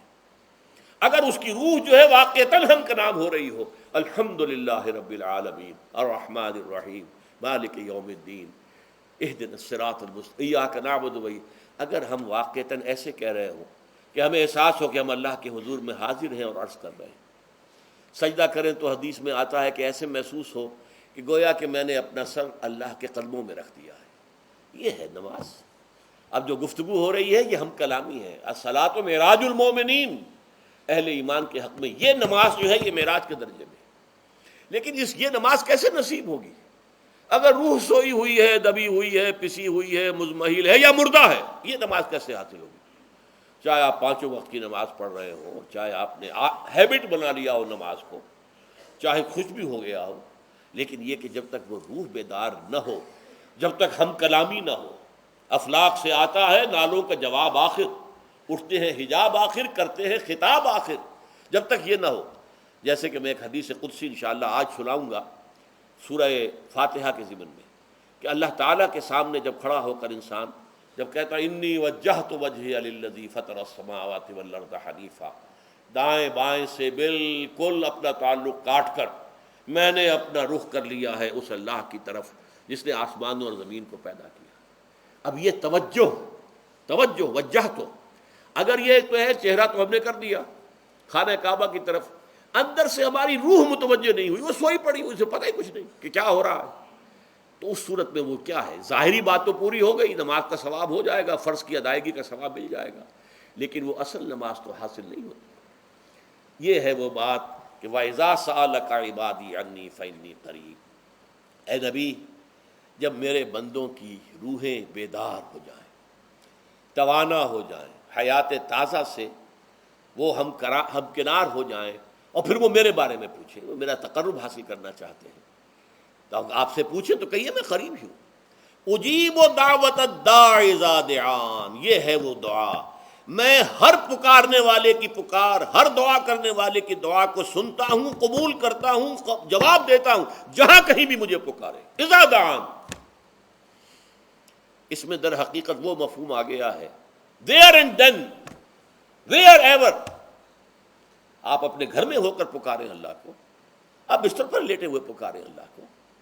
الذین یذکرون اللہ قیاما وقعودا وعلی جنوبہم. ہاں ٹھیک ہے، بعض مقامات بعض اوقات قبول دعا کے لیے زیادہ سازگار ہیں، حرم میں جا کر دعا مانگی جائے، اور منا میں، عرفات میں خاص طور پر، جبل رحمت پر خاص طور پر، ملتزم جو ہے کعبے کا اس پر خاص طور پر، وہ ایام بھی ہیں خاص. لیکن یہ نہیں ہے کہ بقیہ دنوں میں آپ کے اور اللہ کے درمیان کو بڑا فاصلہ ہے. یہ سارا دنیا میں مشرکانہ نظاموں نے تصور پیدا کیا، اللہ تو دور ہے، دور ہے، دور ہے، دور ہے، پاک ہے، پاک ہے، پاک، تم ناپاک ہو، ناپاک ہو، ناپاک ہو، اور تم تو بڑی پستی میں پڑے ہو، تم اللہ سے براہ راست ہم کلام نہیں ہو سکتے. کوئی درمیانی چاہیے، کوئی لنکس چاہیے، کوئی پجاری ہوگا، کوئی پروہت ہوگا، کوئی پنڈت ہوگا، کوئی پیر ہوگا، کوئی پادری ہوگا، کوئی پوپ ہوگا، اس کے ذریعے سے تم اللہ سے ہم کلام ہو، خود نہیں. اور جب ذریعے بیچ میں آ گئے تو ان کی مٹھی گرم کرو، ان کی چاپلوسی کرو، ان کو بھی جو ہے چادریں چڑھاؤ، ان کو نذرانے پیش کرو. یہ ہے بدترین ایکسپلائٹیشن جو مذہب کے ذریعے سے نوع انسانی کی ہوئی ہے. یہ دو ایکسپلائٹیشن دنیا میں ہوئی ہے تاریخ انسانی میں. ایک بادشاہوں کی طرف سے خراج دو ہمیں، محنت تم کرو گے کھیت میں، آدھا حصہ ہمارے پاس آئے گا، ہم عیش کریں گے، ہم سٹینڈنگ آرمیز رکھیں گے تاکہ ذرا تم بغاوت کرو تو تمہارا سر کچل دیا جائے. یہ ایکسپلائٹیشن بدترین. مانگنے والا گدا ہے، صدقہ مانگے یا خراج. دوسری طرف ہم بادشاہ ہیں، ہم چندر بنسی سورج بنسی خاندان ہیں، ہم راجپوت ہیں، حکومت کرنا ہمارا حق ہے. اور یہ پنڈت پروہت جو ہے وہ بھی کہیں گے کہ ٹھیک ہے، نصف لی و نصف لک وہذا قوم جاہلون، یہ عوام جو ہے ان کا خون چوسو. ہمیں یہ نذرانے پیش کریں، بتوں کو آ کے چڑھاوے چڑھائیں اور تمہیں خراج دیں اور ٹیکس دیں. They are to be exploited. Exploit ہو رہا ہے. اسلام نے آ کر دونوں کا خاتمہ کیا. کوئی ملوکیت نہیں. زکوٰۃ ہے تو غربا کے لیے، بادشاہ کے لیے نہیں ہے. یہ تو غربا کے لیے، لہذا کوئی ٹیکس نہیں. نمبر 2، اللہ سے ہم کلام ہونے کے لیے کسی دربان، کسی جو ہے پہرے دار کی مٹھی گرم کرنے کی ضرورت نہیں. جب چاہو ہم کلام ہو جاؤ. دل کے آئینے میں ہے تصویر یار، جب ذرا گردن جھکائی دیکھ لی. یہ تو تم ہماری طرف متوجہ نہیں ہوتے. ہم تو ہر وقت کہتے ہیں، ہر شب کو آخری لمحات جو ہیں، آخری جو گھنٹے ہیں رات کے، سمائے دنیا تک ہم نزول فرما لیتے ہیں تمہارے لیے. اور پکارنے والا پکارتا ہے، حل من مستغفر فاغفر اللہ. ہے کوئی استغفار کرنے والا کہ میں اسے بخش دوں؟ حل من سائل فاعطیہ. ہے کوئی مانگنے والا کہ میں اسے عطا کروں؟ تم ہی سوئے رہتے ہو، انٹا غفیل رہتے ہو، تمہیں ہماری طرف توجہ نہیں ہے. اگر ہماری طرف متوجہ ہو جاؤ تو جیسے کہ اقبال نے کہا کہ میرے لیے یہ دربان جو ہے، پیران کلیسا کو کلیسا سے اٹھا دو. کیوں خالق و مخلوق میں حائل رہے پردے. اور یہ میں نے کئی مرتبہ بیان کیا ہے. ہمارے ہاں وہ پی پی پی جو جماعت بنی تھی ایک، اب اس میں 2 پییں اور ایڈ ہو گئی ہیں. پی پی پی، پھر وہ پیٹریٹ، اور اس سے آئے اپنی پہلے پارلیمنٹیرین کی پی آ گئی اور پھر پیٹریٹ کی آ گئی. 5 پیز ہو گئی. اسی طرح گنتی ہے ہندوستان میں پنڈت، پروہت اور پجاری. 3 پے تو یہاں تھی. پیر، ایران کا پیر، اور پوپ اور پادری، یہ سب پے سے شروع ہوتے ہیں الفاظ. اور یہ سب در حقیقت جو ہے شروع ہونے والے الفاظ، یہ در حقیقت انسانوں کی بدترین ایکسپلائٹیشن کا ذریعہ ہے. وَإِذَا سَأَلَكَ عِبَادِي عَنِّي فَإِنِّي قَرِيبٌ أُجِيبُ دَعْوَةَ الدَّاعِ إِذَا دَعَانِ فَلْيَسْتَجِيبُوا لِي. ہاں، ایک تقاضا ہے، لیکن اس سے پہلے یہ بات سمجھ لیجئے، میں اس آیت کو میگنا کارٹا جسے کہا جاتا ہے حقوق انسانی کا سب سے بڑا چارٹر، میں اس سے کہیں بڑا چارٹر قرار دیتا ہوں. کہ اللہ کہتا ہے مجھ سے ہم کلام ہونے کے لیے کسی واسطے کی، کسی وسیلے کی کوئی حاجت نہیں. جب چاہو مجھ سے ہم کلام ہو جائے. ہاں، ایک شرط ہے، فَلْيَسْتَجِيبُوا لِي. چاہیے کہ وہ میری بات بھی قبول کریں، میرے احکام کو تسلیم کریں، میرے فرامین کان سے کھول کر سنیں، ان پر دل سے عمل کریں. فَلْيَسْتَجِيبُوا لِي. یہ ون وے ٹریفک نہیں ہوگا کہ ہم تمہاری دعائیں قبول کریں اور تم ہماری باتوں سے پہلو تو ہی کرو، سنی انسنی کر دو. یہ نہیں ہوگا. یہ ایک 2 وے تعلق ہے، جسے آج کل کہا جاتا ہے بائی لیٹرل تعلق ہے. بائی لیٹرل تعلق ہے اللہ اور بندے کے درمیان. بندہ توبہ کرتا ہے معاصی سے، اللہ تعالیٰ بھی اس کے لیے بھی لفظ تواب ہے، وہ بھی اپنی رحمت کے ساتھ دوبارہ متوجہ ہو جاتا ہے. تم اللہ کو یاد کرو، فاذکرونی اذکرکم، مجھے یاد رکھو میں تمہیں یاد رکھوں گا. ان تنصروا اللہ ینصرکم، اگر تم اللہ کی مدد کرو گے اللہ تمہاری مدد کرے گا. یہ ہے 2 طرفہ معاملہ. اسی طریقے سے تم چاہتے ہو کہ میں تمہاری دعائیں قبول کروں. اجیب دعوت الداعی اذا دعان، میں ہر پکارنے والے کی پکار کو سنتا ہوں جب اور جہاں، ویئر اینڈ وین وہ مجھے پکارے. لیکن لازم ہے فلیستجیبوا لی، وہ بھی میرا کہنا مانے، میرے فرامین کو کھلے کانوں سنے اور تہہ دل سے اس پر عمل کرے.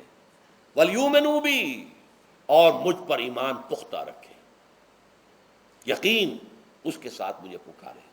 لعلہم یرشدون، اب یہ سب سے بڑا لفظ آ گیا، تاکہ انہیں رشد حاصل ہو جائے. رشد، فوز، فلاح، رشد، یہ کئی الفاظ ہیں.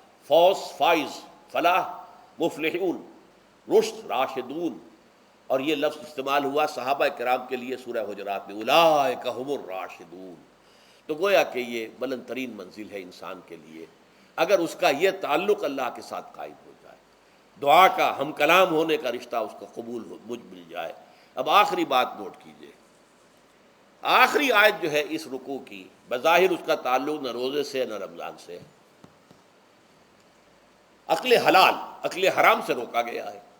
وَلَا تَأْكُلُوا أَمْوَالَكُمْ بَيْنَكُمْ بِالْبَاطِلِ، اور دیکھو اپنے مال آپس میں باطل طریقوں سے مت کھاؤ.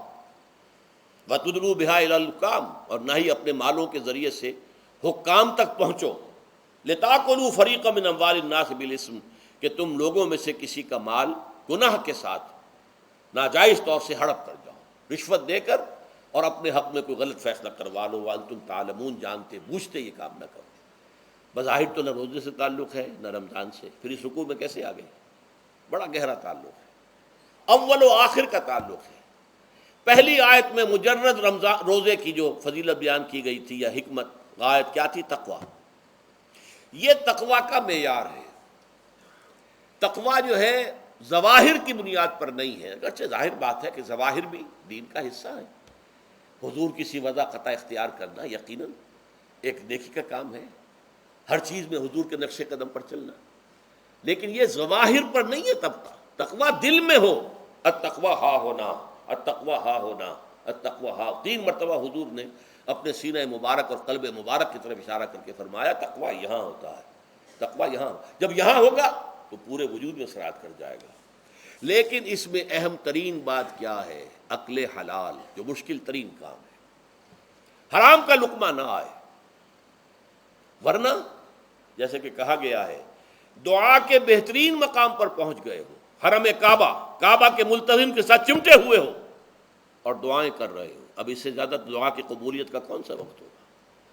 یا آپ کھڑے ہو گئے جبل رحمت کے اوپر سب سے اونچے مقام پر جا کر، اور آپ نے 2 گھنٹے سے ہاتھ اٹھائے ہوئے ہیں، اللہ اے اللہ یا رب یا رب، لیکن حضور نے فرمایا کہ ایسے بہت سے لوگ ہیں، رجل یطیل السفر اشقص اغبرا، ایک شخص ہے سفر کی وجہ سے بہت لمبا سفر کر کے دربادہ تھکا بادا ہے، اور اس کا وہ احرام جو ہے وہ بھی میلا کچیلا ہو چکا ہے۔ ظاہر بات ہے آج کی بات نہیں ہو رہی ہے، جبکہ آپ 4 گھنٹے میں تو پہنچ گئے جدہ، اور پھر 2 گھنٹے میں مکہ پہنچ گئے، اور جا کر 2 گھنٹے میں آپ نے جو ہے عمرہ کیا اور بات چھٹی، احرام کھل گیا۔